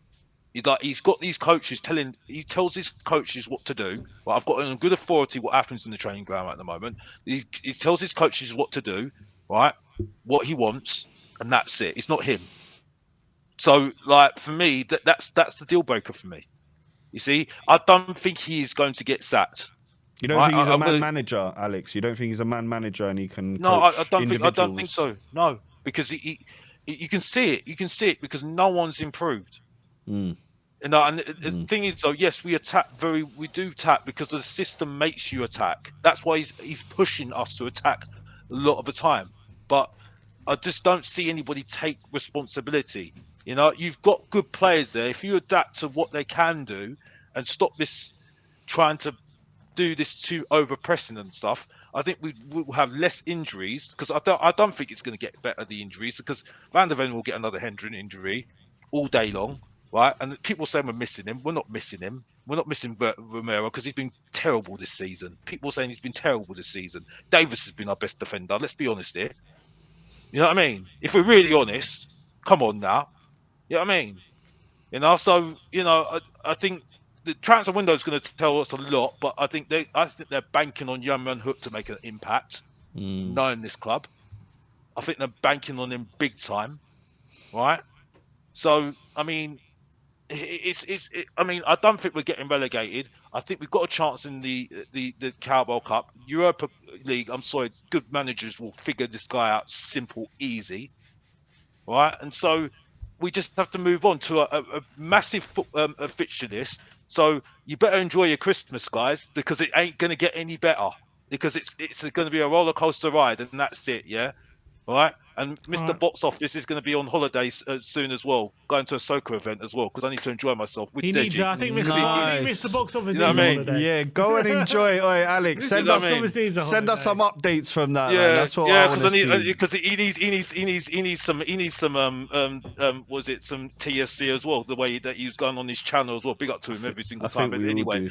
but other people need to have their say anyway, because you know where to find me, Mr. Box Office TV. And by the way, Sim, I do love you, mate, but you're still deluded, mate. You know what I mean? But I still love you. Still love you, Appreciate mate. you, You know what I Alex. mean? Appreciate you. You know what I mean? Big up to everybody in the If chat. I go off your opinions of other things, I'll take your opinion of me being deluded. Yeah, I know. It's all love. It's all love. It's all love. If I agree with somebody, you don't get used to it. Like I said, you know what I mean. Brian knows that as well already. He's in the back office as well. Yeah, big up Brian as well. By the way, every single time. But anyway, big up to everybody and Mr. Box Office is out of here. Yeah. I'm out of Merry here, going on Christmas and holiday. Happy New Year, Mr. Box Office. The guy who Merry says Christmas. Decky's not so good thinks I'm deluded, so I'm all right. I'm fine. Mr. Brian Daigle in the house. Big up, Chag Sameach. Chag Sameach, Achim. Hope Sameach, you're Chag both Sameach. well. Hope everyone in the chat had a good Christmas, Hanukkah, or whatever festivities you were celebrating. Do you know what? I like this new style that I do, where I get the train home from the Scotland Yard, then come on and get to compose myself, so it's not the raging Daigle that you would have got at the yard. Call him from the yard, mate. You'll miss him. Mate, no, listen, I think if we lose to Wolves, we'll get the raging Daigle next time. We'll get a yard call if we lose to Wolves. I might be unavailable if we lose to Wolves. I might not be held. Where do we go from this? There's so much to break down, and so much to. You better start, Brian. You better start. Oh no, I mean I will start at one part. I will start at one part with a disclaimer for all people out there. You can critique Ange and still back him. Yeah. You still can question him and want him to stay. Yeah. You can still have a go at the players for not putting in a shift and still support them. Yeah. You can still listen. People will have their views on the ownership, as I do, and others feel the opposite way. I deal with it respectfully, calmly, coolly, and everyone's entitled to their opinion. When it comes to the manager, my God, if you say, do you know what, I think he got something wrong, it's like you've just slapped their mothers and you've literally just called them every name under the sun and declared war. Okay, all right, Brian. Enough of the No, I haven't fans. finished. It's getting to the point now where this fan, I said it before after Bournemouth, this fan base are more concerned as a whole from wherever you stand at bitching and moaning and calling each other out and saying you're right, you're wrong, this is good, this is bad, than actually focusing on what's going on the football pitch. And that's what the main thing is. No matter what everyone thinks about whatever situation and whatever kind of stick you want to beat the club with at the moment, we all want a successful Tottenham Hotspur. It's how we get there. And right now, what is happening on the pitch is totally and utterly unacceptable. Totally and utterly unacceptable. I was listening to at the Scotland Yard, our Canadian commentary, or wherever it was getting beamed from. It definitely weren't the same as you had. During the first half, the very first thing, one of the first things the commentators said was Nottingham Forest haven't won 4 back-to-back Premier League games since whatever year. And we're like, oh shit, why'd you say it? It's like, you've got them cursed. You know what's coming. and you just look at what is happening on that pitch, and it's just not good enough. They also said another thing, that for us to lose 9 Premier League games last season took us to April. In April, we had 9 Premier League defeats. We haven't even exited the calendar year. Well, we're not even halfway through the Premiership and we've got that number. Now, there are other factors that go towards this, but things like that are unacceptable. People coming up to us and saying, but we've got the highest goal difference and the top goal scorers in the league, means nothing when we're joint 13th. And if Manchester United win, they'll go above us. We've scored a multitude of our goals in 4-0 wins, 5-0 wins. I think we've lost him. We've lost him. He was just getting on a roll there. Yeah. Can you still? Amir, can you hear me? Yeah, Oh, go on. you're back. You're back. Yeah, You're go on. back. Okay, You said 4 Sorry about that. 4-0 wins, 5-0 wins. Yeah, we're getting these wins. We're scoring clusters of goals. The goal difference is a wonderful thing. It's brilliant to be shown that we're scoring these amount of goals. But when it matters in games like this, where we need to pick up 1, 2 to get the 3 points, we're simply not doing it. We're simply not doing it. And today, the players, the players, listen, Nottingham Forest and Sim, obviously you and I did the build-up and we both said 2-2. Yeah. And we were talking about how Forest were what you got to admire about Nottingham Forest. When we've got these wins, these big wins, it's been when football teams have let us play football, because they play football. They play an attacking brand of football, and when it goes football for football, we can overpower them and beat anyone on our day. But when a team says play, we're going to sit. No, he's still there, I think. You got you. I think you. 1 sec, it just glitched. Hello, can you hear me? Yep, you're back. I can hear don't know what's happening with my fucking Wi-Fi. But when teams come out to play us, when they have got, and they're like, right, just set a trap, let Tottenham have to try and get press us, and then we'll hit them on the counter. We are absolutely clueless. Well, we saw it last season as well, Daigle, with West Ham, Villa. We've seen it before when teams just want to counter us. They'll say, yeah, have 70% possession. We'll score when we have the ball. Yeah, and first of all, I'm going to say well done to Nottingham Forest. I don't know if anyone's come on and actually said that.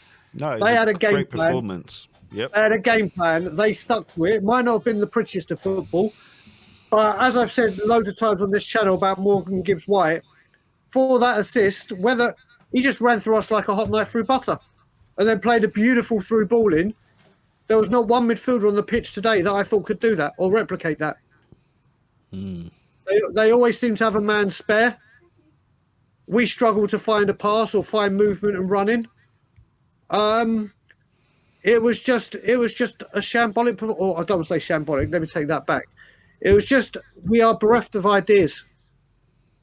We just don't know what to do. And again, a team came to fight. A team came to battle. And as I've said before, when the going gets tough, the weak go hiding. Who went hiding? And we've today? done it again. Mate, do you know what? I heard you speaking. I think Johnson was our best forward, but that's not saying much. Mm-hmm. And I'm a fan of Johnson, as you know. Mm-hmm. Midfield was a problem. Destiny, I think, did well. As a collective, we just don't know. We don't know what we're doing. I mean, there's a clip of Brennan Johnson that's going around where it says "Speed Demon." I don't know if you guys have seen it. No. And it shows the ball being played where it's 1-on-1 with a defender, just going out of play, like near the corner flag, like from the. He's jogging. He's jogging. He's literally. He's not trying to use his burst of pace to get the ball. He's literally. And I heard you, Sim. You were saying he looked the freshest because he's had a rest. And you look at it again, Sim and Amir and everyone watching. We were talking about injuries, and there is no doubt injuries have affected us. But apart from Gray, Dragusin, Foster, and Spence, who is a right back, every single one of those players are first team regulars. Have been first team regulars at Tottenham Hotspur for a long time. This isn't, oh, we were injured. Yes, we are injury ravaged. The quality on the bench isn't good enough because of those injuries. And yes, it is 2 key players. We have a lot of key players out. But that first team, that midfielder, Madison, Kulusevski and Sarr, they're mainstays from last season. You look at Solanke, Johnson and Sarr. All right, Solanke's just been here, but apart from his injury, ever present, Son and Johnson last season. That's Tottenham Hotspur first team regulars from last season playing there. So yes, we're injury ravaged and the bench is paying the price for it, but we can't say, oh no, it was our injuries. No.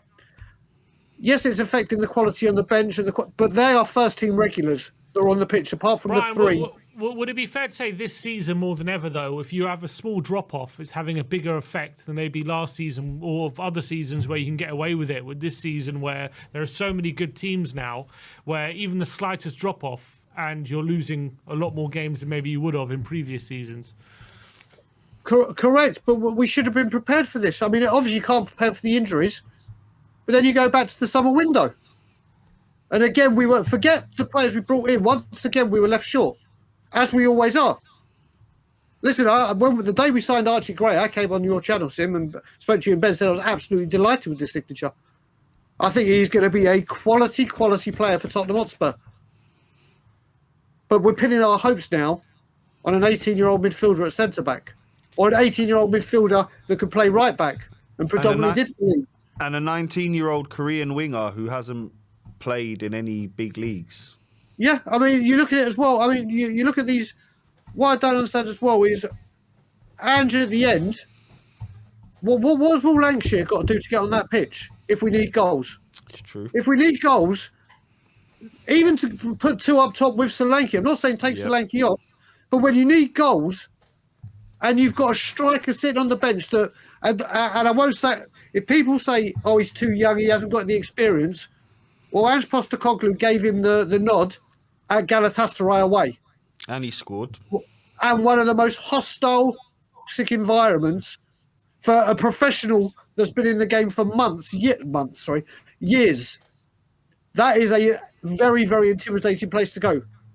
But when we need a goal, you can't bring him on. I mean, Sim, Amir, everyone in the chat, 1-0 down, and he's bringing Porro on. Do you have more faith in Timo Werner coming on and grabbing us a goal, or putting Will Lancashire up there with Solanke and saying, right, there's 2 strikers up there, we need a goal, let's go for it? That's what I would have wanted to see, Dago. I was saying that to Sim. I would have liked to see 2 up top and just whip some balls in, create some havoc, knockdowns, rebounds, keep us safe, bounce back out to Solanke. Every time we've gone 4-4-2, it's gone horribly wrong, though. When's the last we time? done that with Ange. We did that with Conte. We've done that with Conte, didn't we? We've done that with Ange. With Ange, we've done it the last few times. I'm trying to remember what game was at the Bournemouth game, especially. We went 4-4-2 for the last 20 minutes, and it was horrible. The Ipswich game, same thing. Went 4-4-2 for the last 20 minutes, and it just went horribly wrong. And yeah, but again, that wasn't without Lancashire up front and having 2 strikers, was it?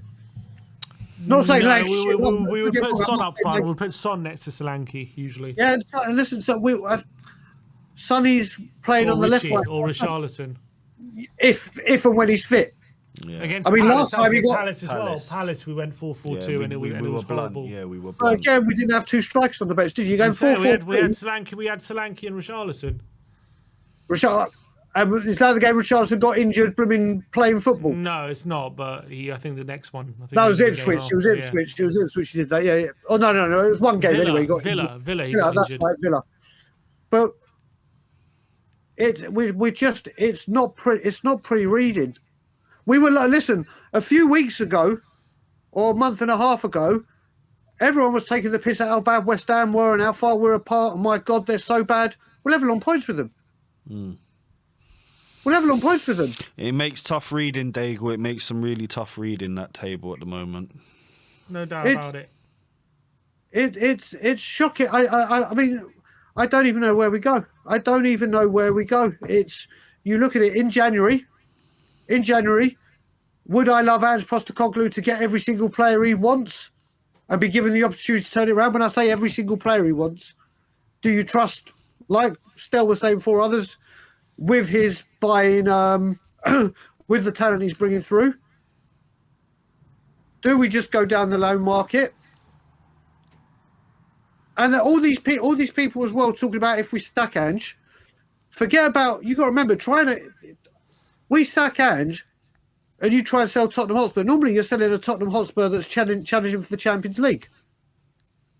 This is a Tottenham Hotspur that is in the bottom half of the table,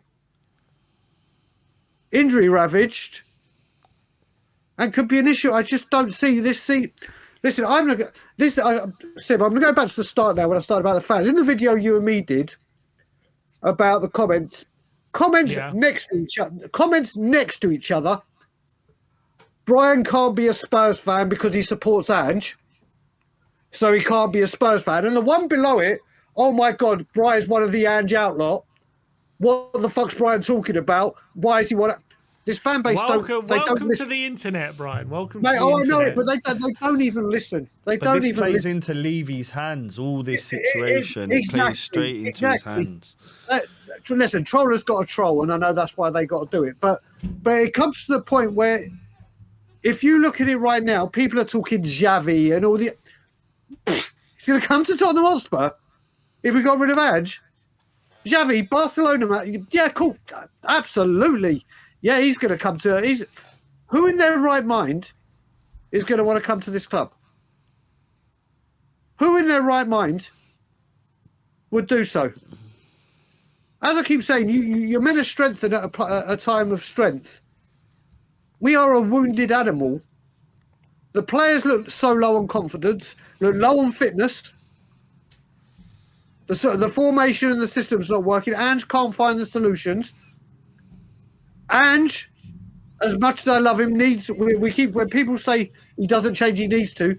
Nottingham Forest, when they're 1-0 up, to make sure they won that game or kept at least got a hold of that game, near the end they went to a back five. Mm-hmm. I've just done that. I've just done that last season. He went to a back five a few times.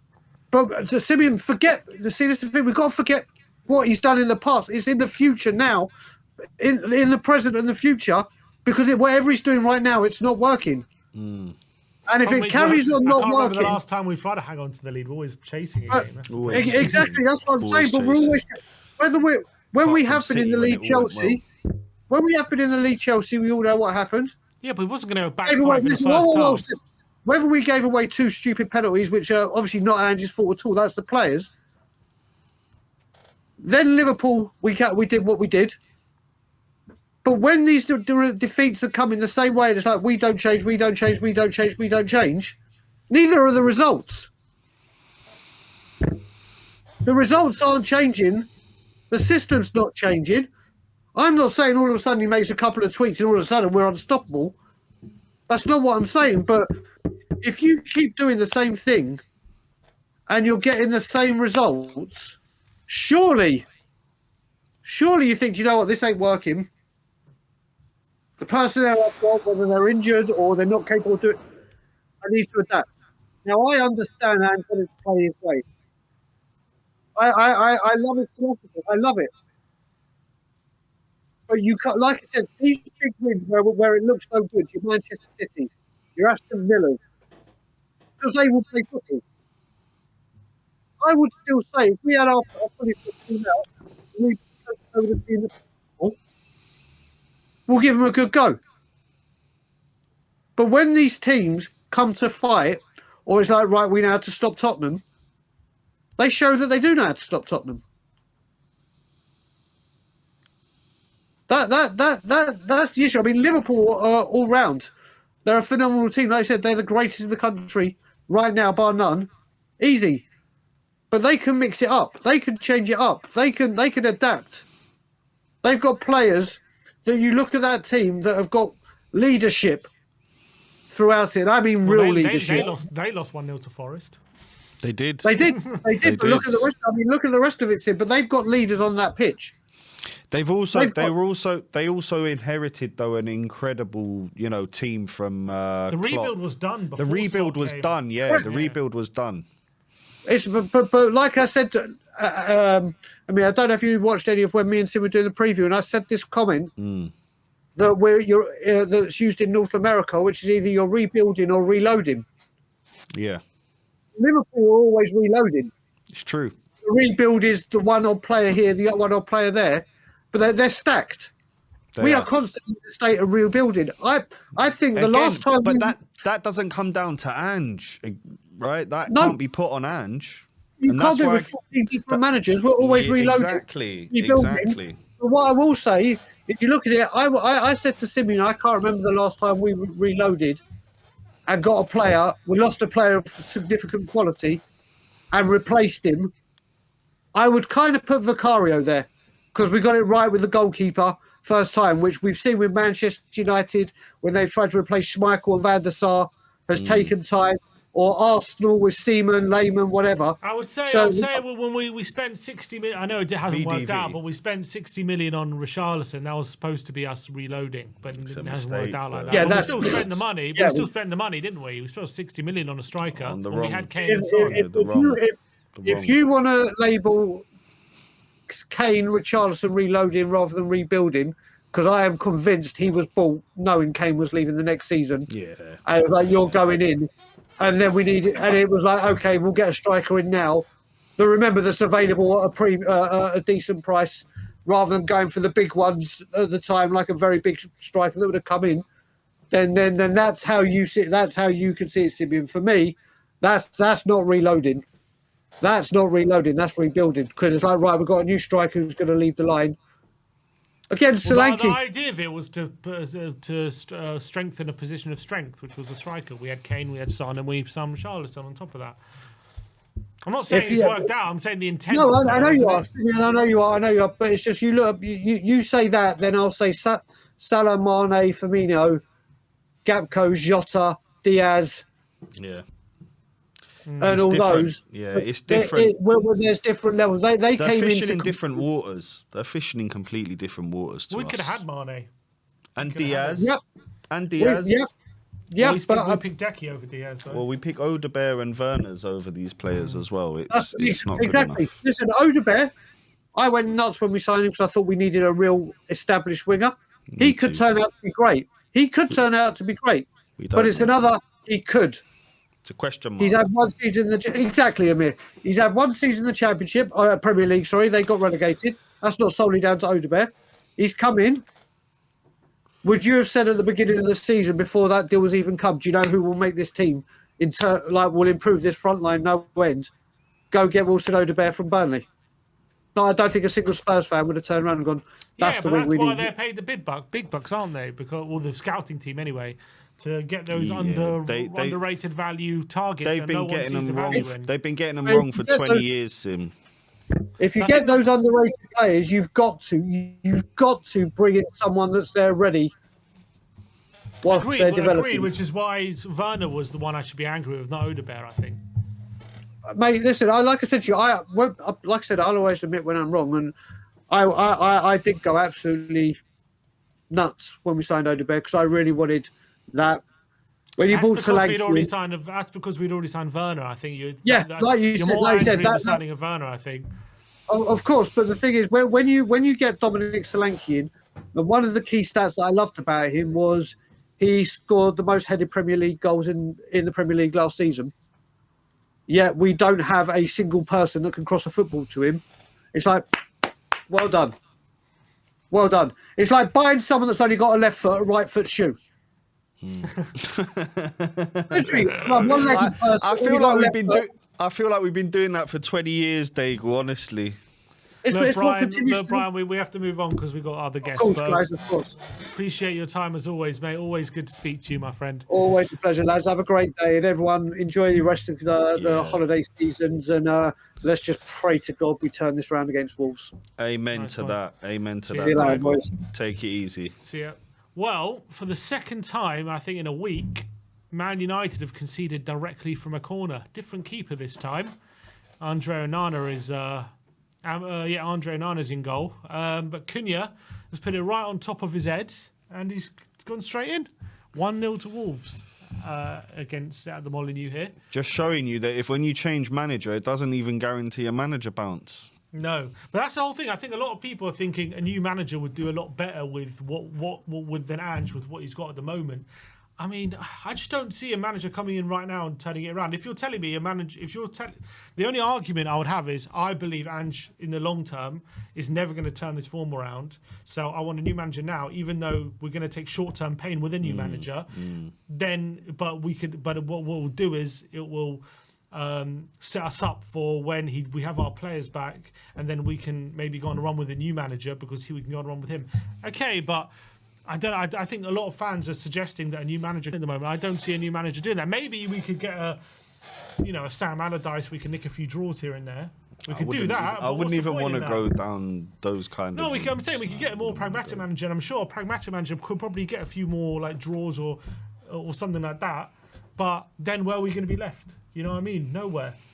So for me, I think you just stick with a bit of pain for the time being and push through it.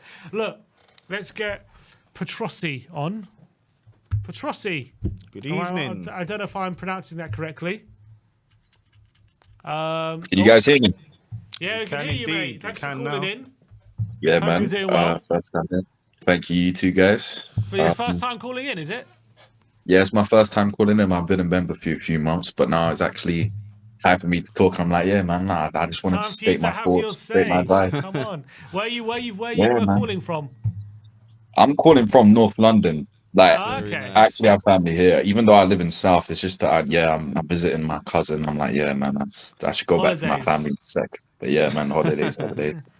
Bit of time off work. Hope today hasn't ruined your holiday. Petrossi. Girlfriend stressing me. Tottenham. Yeah. Tottenham stressing me. Girlfriend stressing me. Bro, like. Who's stressing you more? Who's stressing you more? To be honest. When you know it's a hard one, that means he's under real pressure, Petrossi. We're here for Oh, you, bro. I feel I'm telling I you. feel for him, man. Yeah, thank you, man. Thank you so much. But yeah, man. I mean, speaking of, man. Who's more likely to change, Angie or girlfriend?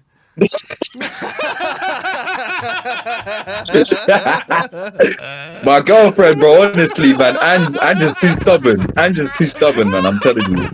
And just too stubborn. I love him, but I don't know. I say the same about them. I love them, but like, I think moving on. Who do you want to stay more, Angie or girl? My girl, no, man, no comment. No comment. What went wrong today, man? Another loss today. What went wrong? I'm going to be straight up with you. I think this whole squad needs therapists. The mentality is not there. The consistency is not there. We get Kulu performing as who said it before? Stelios. Like he literally he previously mentioned it. We go 5-0, 4-0, 3-1, 4-1 in these like big games that we're meant to be winning. We go football for football. We go attacking for attacking. But when we come against these kinds of sides, we crumble under the pressure. It's either a Liverpool side which they overload us, or it's like, bro, what are we gonna do against Ipswich? A low block side, like what are we gonna do against the likes of like the Nottingham Forest as well? Look at the money they've spent. It's crazy to think that everyone's like, oh, Chelsea's spending this much, but remember over like the past 2 years when Nottingham Forest just brought player after player after player after player. I'm like, where the hell were they getting these players from? It's like Nuno as well, you know. It's like this guy did not make us proud today, did he? Like he just did not. And the thing is, like, there is genuinely a lack of mentality. What is it? There's something to do with the forward side. And I have to be honest, Brendan, that was a purple patch, man. Cool, you're our top scorer, but like, other than scoring goals, after having like the finishing quality, he doesn't try beating his man. He doesn't bring in like team play involved. Like he's created a few chances today, yes, and he was the one that was actually trying to score. I respect that. Brendan was actually our best forward today. But other than that, what was Son doing? What was Kulu doing? Kulu had an off day today. I have to be straight up with you, like, because otherwise he can like, he gets into the box, he makes like a little flick that meets his man, and it's like, great, now score it. Son's taking too many touches. Kulu's taking too many touches. Solanke nowhere to be found. Like Bernard's the one's like 2 touches, tries to take a shot. He was unlucky. We should have had a bit more. Like I have to admit, Nottingham Forest are great defensively, but where was the mentality, man? Honestly, like. But how do you build that kind of mentality? Because we haven't had that probably ever at this football club. Let's be honest, we've never had that mentality. So is that something that you have to give him time to build it, or is it something like either you got it or you don't? And that if he can't instill that, then you have to move on. What's your opinion on that? Every club can have such a mentality, and like it takes like look at Leverkusen, man. Like where the hell did they come from being like some like I don't know corporate pharmacist football club to doing whatever they did last season, like. And like we can develop that mentality. We had that mentality before I was born, man. We had that mentality when in the FA 1900s, FA Cups. I swear, Cup like team. We won before the FA Cup 91, as a non-league side. I need that mentality. Come on, Get us exactly. we back need to the that Where is mentality, that bro. Like, mentality? get We'll some take on anyone. psychiatrists in this club. Get some therapists in this club. Look at Richie last season. Injuries is something genetic. Injuries is something what like we can't change. It's unfortunate because look at the scoring run Richarlison went on last season, and it wasn't just against like little sides as well. He consistently did it against every single side that he did it. Could be mistaken here, but he was doing well. I'm telling you, until the 10 in a row, injuries. weren't it? 10 or 11 And in like a row. I'm thinking, you know what's funny? I actually met what was it? Yeah. After we lost to Palace, I met Johan Langer on the train. On the underground, we had like a little chat. Yeah, I actually met him, and I was like, "Wait, so?" I felt like he was like, "Quiet down, bro." Like, no, I don't know. But like, anyways, I didn't say the name on the train and everything. No one else recognized him but me. My dad was there as well, and he's like, "Bro, it's just a game." And like, Johan Lang just kept quiet. I was like, "Bro, it's not just a game." I was trying to argue with both of them. It's like, bro, like the mentality thing is just. Where's it coming from, man? Like we need to start criticizing the board. If Ange goes, leave you out immediately. Leave you out immediately. I don't get it, man. Like I think we should give Ange until the end of the season, but then still, like, what's going on? What's going on? Honestly, because otherwise, like back then, like probably 10 years ago, we would have sacked the manager by now. We would have sacked if Conte did this, we would have sacked him. If Mourinho did this, we would have sacked him. But they were right, but then again, they were wrong in the same sense because I don't get people that back Conte. He was like, oh yeah, like the club's not enough. Fair enough, but why'd you terrorize our players? Why'd you bully them? Why did you bully Richarlison? There was no need. He was a prick. But also, it's just there genuinely needs like a mentality change, and that's like the biggest problem within this club. And it's also the fact that there's a mentality problem within like our board and our signings. Cool. As Stelios even said before, I agree with him, not with everything, but I agree with him to an extent. It's just that he was saying like, we don't just need to sign systematic players. Like, cool, we might get decency from them, but we actually need to sign quality as well. Kane might not suit this system, but it's Kane. It's Kane. If we kept Kane for like last season, we probably draw 1-1 today if Kane plays. 100%. Literally. One of those chances would have he gone would in. fit in the system. He would fit in the system because his quality's just bro. His quality is just that good that he would have done. Like, I don't get it, man, honestly. But really, I just have to say that. Oh, what was I gonna say? It's just getting overloaded by everything today. Just man, I'm not having a good day today. Just, clearly, but yeah, man, it's just man, like this Tottenham side. Dragoshin went off injured as well. Like Dragoshin went off injured as well. Spence got subbed. He's not coming. What do you think our backline looks like on Sunday? We need to question Ange on how like rough he's training our players, because what's going on, man? Why is Van der Ven out again? Why is Romero out? Why is Davis out? Why is Dragoshin out? Who are we gonna play in the back line? Dorrington? Spencer's out as well because he got that red. I didn't even see what Spence did. Yeah, I didn't even see what Spence did because like flip this on this stream, man. I turned off my phone. I was like, I'm gone. Harsh. It was harsh. It was one of those ones where if it was in the second minute of the match, there's no way he's given a yellow. But because of where it was in the game, the ref decided to give him a second yellow. It was a silly one where he just took the player out, from behind. It was one of those ones, but. And one of them for kicking the ball away as well. Yeah, one for kicking the ball away. So it was a really silly sending off for Spence. Yeah, it was a really silly. Man. It was just a terrible day overall for us. Losing the 3 points, Dragusin going down.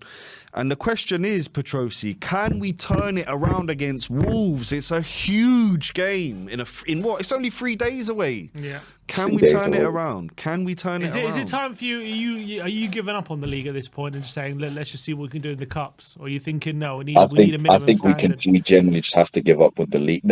We can't though. Like we still have to try and win every league in order to get European football, because the reason Ange should stay until the end of the season is because we have some requirements. We might sack him at the end of the season if he's genuinely done that poorly. Like if there's big controversy, if there's big like scrutiny that he can't hack, if we don't get European football by the end of the season and we get no cups, no Europa, no Carabao, nothing, that's when it's like, okay, like, did we back him? Did we do this? Did we do that? And one thing I have to say is that the wingers, man, like bringing in Werner, cool. I was trying to back him throughout the season. I was like, cool, I understand. You're not the best at finishing, but you've been decent when it comes to crossing the ball in. You can kind of beat your man. You can drag the ball along the edge of the pitch until you can just like pass it across the box. And it's just like, now it's getting even worse. Like even Werner's been affected by the pressure, and then Ange called him out. I'm like, fair enough. Like it's a bit of a controversial decision, but Werner genuinely didn't look like he wanted to play whatsoever. Like, but then there's like even Brennan does that sometimes, and I think Brennan's one for the future, but not one for the future as in like he still scores goals, but he's one to start game in, game out for the future. I think he's more of like a rotational player for now. I think we should like bring in a better quality right winger or like something like that. Because Brennan, I love Brennan. I genuinely do love Brennan, but I don't think he's not the type of player to beat his man. He's not the type of player to play according to the system. He can get in like a late run. He's like, yeah, cool, super sub him all the time. I think he's the right guy for that. But yeah, man, we need like I don't know, name a good right winger or something. Because I'm happy we bought Odegaard. I think like he's gonna suit us. I think he can even be good for them now. Like not starting in game in, game out, but I think he can like have a Brennan role. Like we can sub him from time to time. I hope so. Let's see when he's fit. Let's see when he gets fit. Man. We're unlucky because I think Odegaard's like another, what was his name? The guy that we wanted from Rennes, but did he go to PSG or Bayern? Desiree. Yeah, I think it's just that like it's another really young player, and it depends on how many seasons they've had in like the top flight. Because look at Van de Ven, it also depends on the age, it also depends on their mentality and everything. Because when it comes to that, you have to take into consideration the risk. Like I'm not the most experienced football fan, but I've just seen what's happened and what's going on. Like look at Archie Gray, brilliant. Like we made a risk. He was 18. I understand we're bringing in signings for the future, and some teenagers can be put in for the now. And he's one of those. I think Bergval's more like he's under Archie Gray. I'd say Gray's better, clearly. But I don't think Gray's like obviously not a starter for us. I'm just saying that he is squad depth. Bergval, debatable. I think he is squad depth as well. It's just that like I've never seen him like start, and apart from like Southampton, but it's Southampton. But the thing is, man, like we can't just keep, as Anne said before, we can't just keep bringing in teenager, cool. Like when they're of such a high standard, when they're of such a high standard, like Archie Gray, I understand. But when it's like, oh, we're always bringing in for the future. Langer was talking about bringing in for the future. We can't just keep on bringing in for the future. I don't get why we don't realize we don't have to bring in an early 20s player like Bakayoko and splash like 50, 60 mil when there's wingers like Lookman out there that we can get for 20, 30 mil. There's players that have their contracts running down next summer that we can like splash a 20 mil for, and they'll do the job for like 3-4 years. And I'm telling you, we should go out there and do that. Like, what was the name of that Italian winger that I don't know, like I just saw his stats like back like 2-3 years ago. I was just a stats merchant. I was like, this guy's stats are so good. No, Berardi. Berardi. Yeah. Because I looked at his stats like that's amazing. He's late 20s. We could have him 3-4 years and he'll do something for us. Like, why don't we bring those type of players? Smart sign. We don't even have to spend so much. Look at then again, it is a pattern where like the best of the best clubs actually go out there and splash 50, 60 mil plus on like 78 even on like the Van Dijks, the Allisons, I don't know, name one player that Chelsea also like Pedro Neto, stuff like that. Because we did that with Solanke, fair enough. But look at Arsenal with what's his name? Rice. No, not Rice. No, Rice. Yeah, Rice is one of those. But I was talking about the smart signings. Trossard. I wanted Trossard at Spurs, mate. I wanted him at Spurs. We don't have to go out there and make super expensive signings all the time. We can make a few, but we need to make right ones in terms of quality and the system. we're just like, oh, teenagers. We can't just keep doing that. Now we actually have to look at what Ange is saying. And I appreciate Ange for taking like hot shots at Levy, saying, oh yeah, it depends on what Santa's gonna say, mate. Like, yeah, like I might not even get anything because they said they were gonna back him. So Like good 1 or 2 accent. weeks to go. Ah man, the Dole man needs Aussie content or Aussie drill or whatever. But yeah, man, like I'm just good at my accents in it. But yeah, That's man, I'm very telling good. you, Very good. yeah, mate. Bro, make it make sense, man. Like you're telling me it's the stupid Levy. No, it's not stupid. It's like the conniving, the sly, the Snoopy tactics Levy's doing again. They were like after the Chelsea loss. When I went to that game, I was like, I never lost a game that I've been to at this Spurs stadium, and that was my first loss. I was like, piss off, man.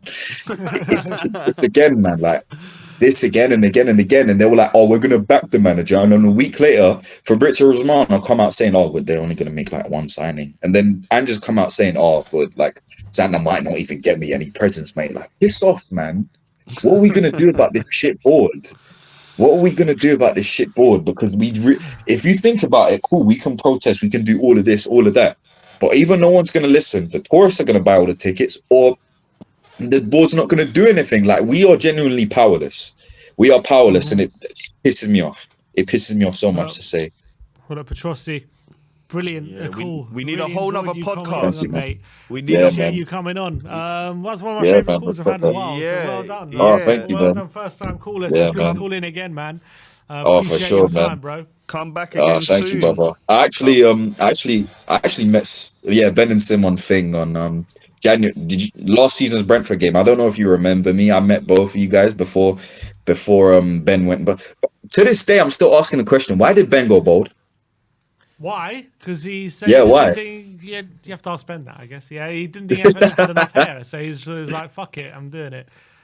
He looked like he had enough hair. I thought he was like, oh, it's like a good like a friend had like, God forbid, a friend had cancer or something. Is like supporting. I was like, respect that. Or he was doing No. like some sort of Levy imitation. I was like, oh, so he's just gone bold. But yeah. And I remember I even told him, what was I gonna say? I even told him, like, oh, congrats on like, was it a honeymoon or something? But he had like a baby at the time. I was like, bro, Yeah. you're like Yeah, you're like here we months behind. You're like months behind. But yeah, man, big ups. Big up, Now I Chelsea, gotta go man. back to family. Then more Enjoy. stress outside of Enjoying Tottenham. all your other, enjoying. Good luck in all your other endeavours. Yeah, You exactly. too, Sounds like you guys. got a lot on Love your for plate. that. A lot on your I plate, got too much Petrossi. to my plate. I Yeah. just finished the Tottenham side of things, and That's now I it. got You've to dealt with that. Let's hope Go deal Ange with the can other give you bits. some sweet relief bro. coming up. Let's just Even hope. worse, man. All love to you guys. I love the Take Take it channel. I'll easy, come back on Petrossi. sometime. You Good two Appreciate man. you, guys, but man. Good yeah, man. well, Merry as always, man, Christmas. Happy come New on, you Year. Spurs. Merry Come on. Christmas. Come on, Tottenham. Come What a on. guy. Come Oh, on. cool. Love that. Absolutely love that. How many callers do you have? Two more. Three more. Two more. Let's get Hotspur on. Hotspur. Hey, you're right. Hey, can you Appreciate hear me? the call Right. on. Yeah, we can hear you Yeah, loud and clear, yeah. mate. Thanks for calling in. Yeah, Hope you're yeah. doing well. Look, disappointing result again today. 1-0 defeat against obviously a Forest side who are in great form. But what went wrong for you today?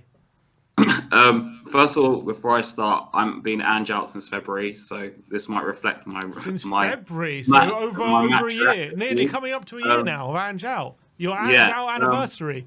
Yeah, almost. Is Ange gonna make it? Do you think?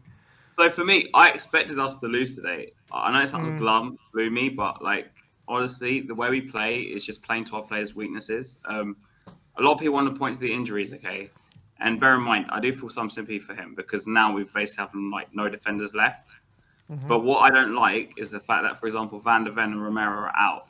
And obviously, we have to play Dragusin and Gray because obviously we didn't sign a left centre half, right? Fair enough. But as we know, Dragusin cannot play out the back. He cannot play in a high line. Gray isn't even a centre half. Forster is probably one of the worst kickers of the ball I've seen at Spurs in a long time as a goalkeeper.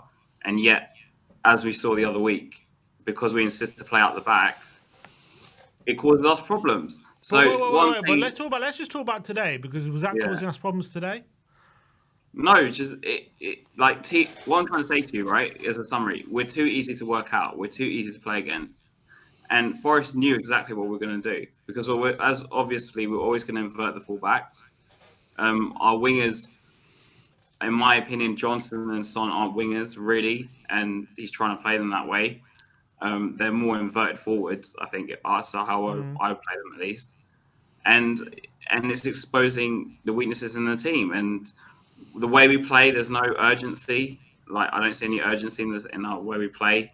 And with Ange, because I don't see anything off the touchline to like encourage me to say that he's trying something, like or trying something different or trying to push the players, it's hard for me to get behind him because I just don't see any passion on the touchline.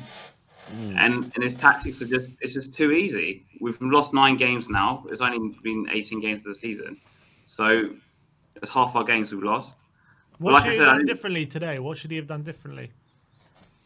Well, number one, don't invert the fullbacks would be a start. For me, I wouldn't play as a high line because obviously we don't have Van der Ven or Romero to even try and pull that off. When we went 1-0 down, I would have brought on Maddison at half time just to try something different. But what frustrates me the most is it brings on Maddison and Bergvall, and then Maddison's still in the field, in my opinion, in the area of the pitch where he's not going to get a lot of joy, really. Like, because Cassetti's playing high up and Maddison's playing really deep. Maddison's best performance as Tottenham have been when he's playing high up the pitch.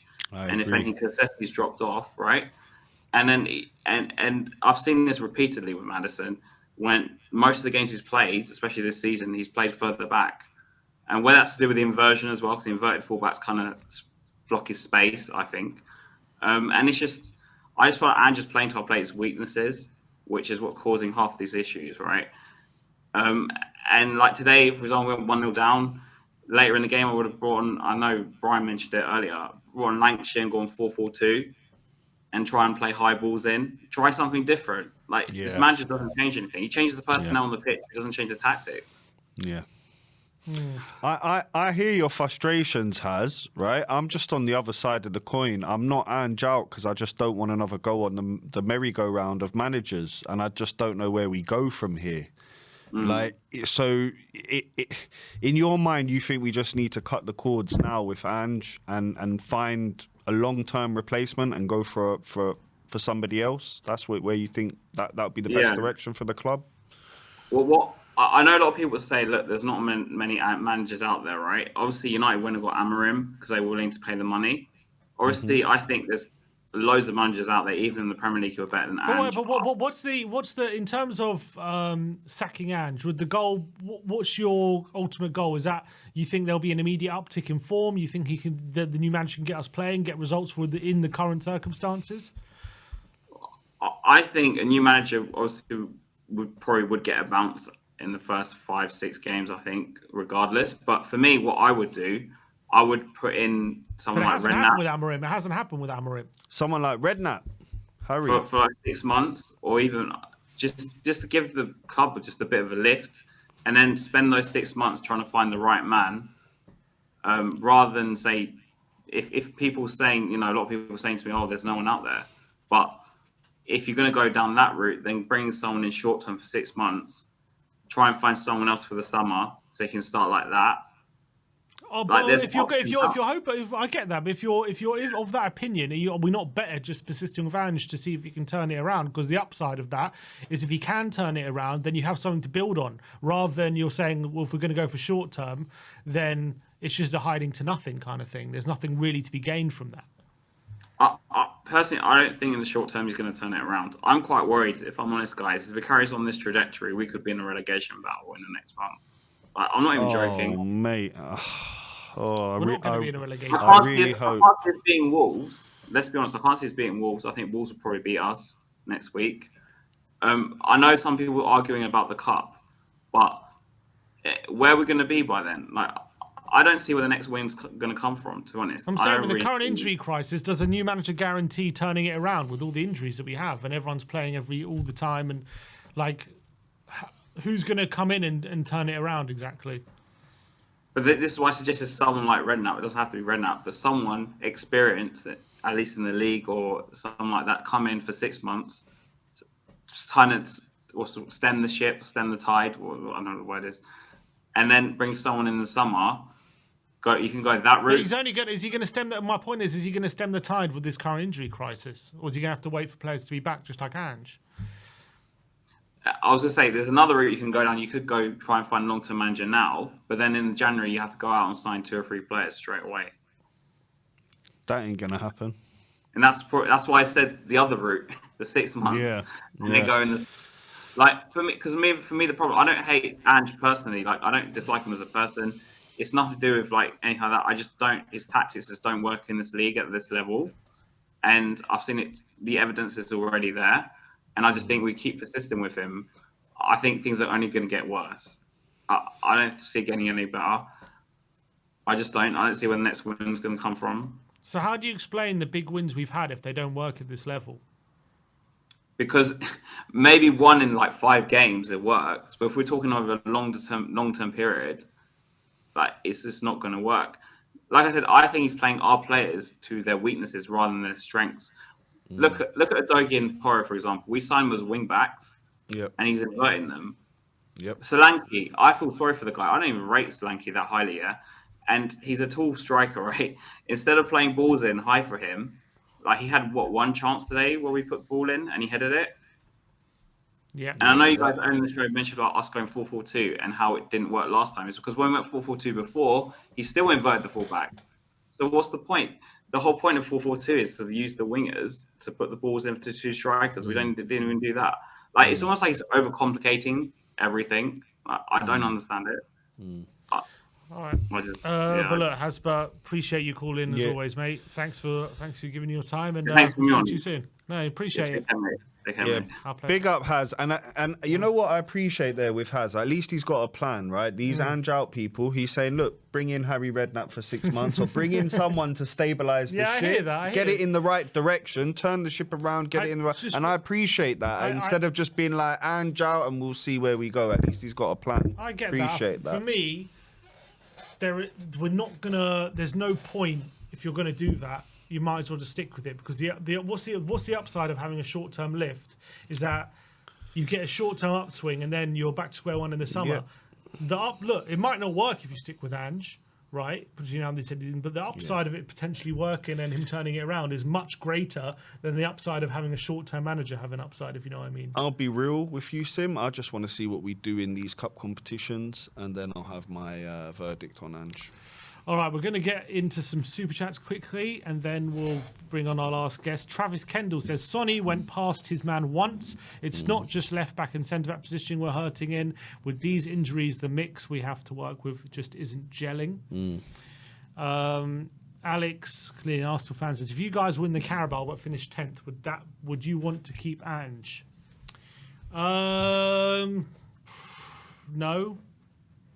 I don't know. Would I want to keep Ange if we win the Carabao and finish 10th? Well, we crash out of the Europa and the FA Cup early.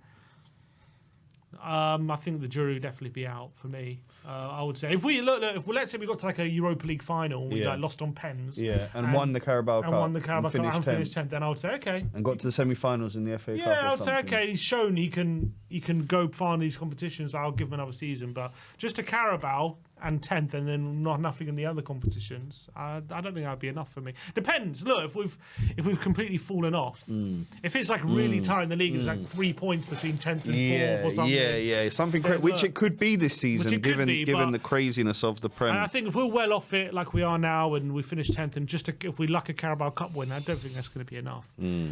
Jerome says, everyone writing excuses. Name me a manager who'll come in and make this depleted team start winning games. Just name me one manager. Zinedine Zidane, but he's never come into Tottenham. Look, what is he going to start winning games with Gray at centre-back? You know what I mean? I just don't know. I don't know.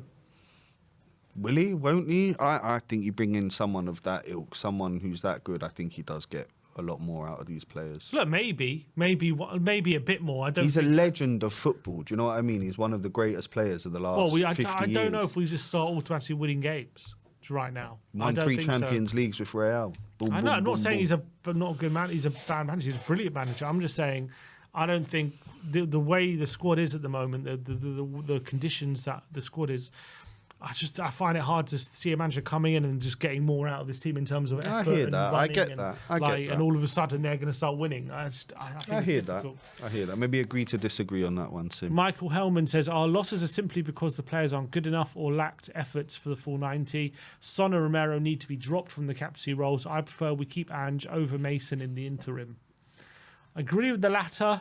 I don't know if I agree with the former. Son and Romero need to be dropped from the captaincy roles. I don't know. I don't know. But I don't know. I am hearing that there might be a rift between Sonny and Ange, but I don't Really? know how. Yeah, I don't know how true that is, though. You always hear these things. Yeah, you always hear those things. I don't know. Lewis Page says, I know Levy is a big issue, but when is it time to pull the plug on Ange? We have been awful the past 12 months, even without injuries, not consistent. Yeah, It's but true. look, the reality It's is, true. last year, we were never going to be consistent. Consistency was never going to be... Look, we're changing a lot of things as a rebuilder from scratch, right? We're ripping up the whole squad. So consistency was always going to be hard. Now, this season, there's a bit more to complain about, but we've had a massive injury crisis. I felt before the injury crisis, results maybe weren't consistent. I thought performances were more or less consistent. It's a points business, though, Sim. Correct. So I think the injury crisis has played a big part.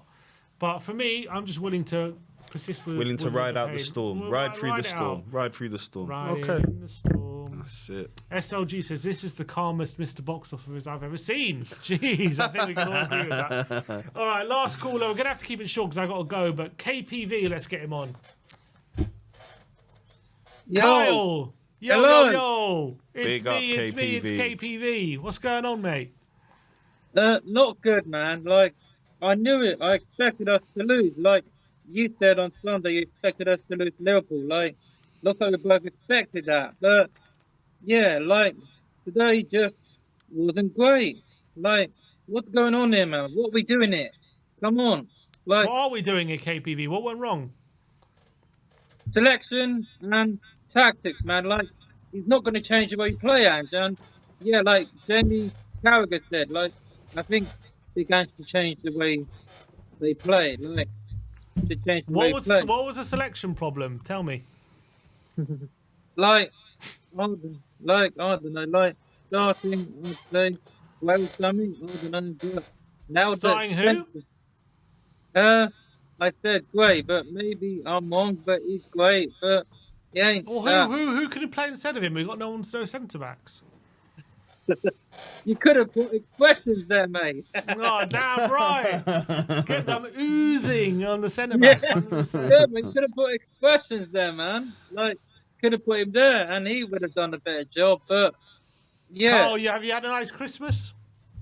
yeah, had a nice Christmas. Yeah, had a good one, and Good man. yeah, didn't do much. Went out for dinner yesterday, and then came back and watched a Christmas movie. So What yeah, movie? Go on, come. What movie? I watched Arthur Christmas. Arthur. Arthur Christmas. Yes, mate. And I watched Lovely. a Christmas Carol. It's A got Christmas Carol. Classic. Unbelievable. You I had a nice watched it. nice Christmas lunch yesterday. Yes, I did, mate. I had, yeah, good Christmas dinner. But the strange thing is they gave me Brussels sprouts. I hate that. Everyone knows. Oh God. I'm with you on that one, KPV. I What's can't worse? stand What's them. worse, Brussels sprouts or Ange's tactic? Brussels sprouts, man. They gave me Brussels sprouts, sweet stuff. Like, they gave me Celtic, man. I'm not having that shit. Are you mad? Damn right. Like, when is Oh, it you going to end? mad? Are you Look, mad? Kyle, you've been a Spurs fan long enough to know this is never going to end. This is the life Right. you've picked. This is the life you've chosen. Life is chose. I'm not kidding, man. That's Like, it. That's you it. could have put me in defense and I could win the game, man. But like, it's like watching you and Ben put me up front with expressions and Brian Daigle, mate. Like for the city game. I And tell you what, I'd love to see that, Kyle. I love it. the front three, yeah, Brian expressions me, yeah. Like, yeah. Damn right. And we've got to win on Sunday, but I can't see it because Wolves are still 1-0 up, and Bruno's got sent off for the third time. Yeah, another But- red card for Bruno. Brilliant, Yeah. brilliant. Yeah, But wait, Bruno's. KPV, this team of yours, who's managing it, Ben or Sim? Oh my God, it's hard to pick, man. Like, give Ben and Sim because they beat Chelsea in the Europa League final before I saw them at the game against Brentford. Yeah, Watch Ben the- Simeone in Okay. the Yeah, Ben non-FIFA. Simeone. Okay, Like, bring the okay. content back, Tim. I've been asking it for years. Bring the I love content it. back, fella. All Bring right, it we'll back. bring it back, Carl. We'll bring it back. Later, Is boys. that Anyway. your Christmas wish? Yeah, Is that what mate. you are Santa for? Yeah, man. Bring back Ben Simeone, because Jack is one who shows that name. Remember, Jack Benenke, one with our Hotspur channel, innit? He's the one that shows the name. Like, and I don't like what Ben has been saying about me. Like, I don't like what you said. Did you think I had what's his name, my ultimate team? Doggone, it weren't me, mate, because I didn't play you. I watched the video. It was an opponent. Someone else had him. Like, You I know don't know what? what's going on. Because it's Christmas, Carl. I'll believe you. I believe you. Just You because it's better believe me Christmas. every time, fella. 'Cause, I believe like, you. That's my yeah, you Christmas better gift to you. believe me. I trust you, Carl. Anyway, I'm off. But anyway, I'll Labosh. see you. Labosh. That's Jordan Pickford, by the way, mate. He said it before the Damn right. Euros. Yeah, Carl. and anyway, thank you to Jordan Pickford for getting me extra FPL points. Brilliant. And I'll see you all on Sunday. And as always, Levy out. Nice one, Carl. Big up, Carl. That was the Big legend up. that is KPV to end the show. No better place to end it. But look, guys, another disappointing day. We're going to be going through the nitty gritty with Ben back in the studio tomorrow. Good luck, Sim. Yeah, looking forward to that. And Good we'll be previewing the game against Wolves on Sunday, where we get to go again and try not to be depressed. Come on. Look, we'll see you all very, very soon. We'll see you guys tomorrow. Like, subscribe, and comment. And as always, Come on, you Spurs.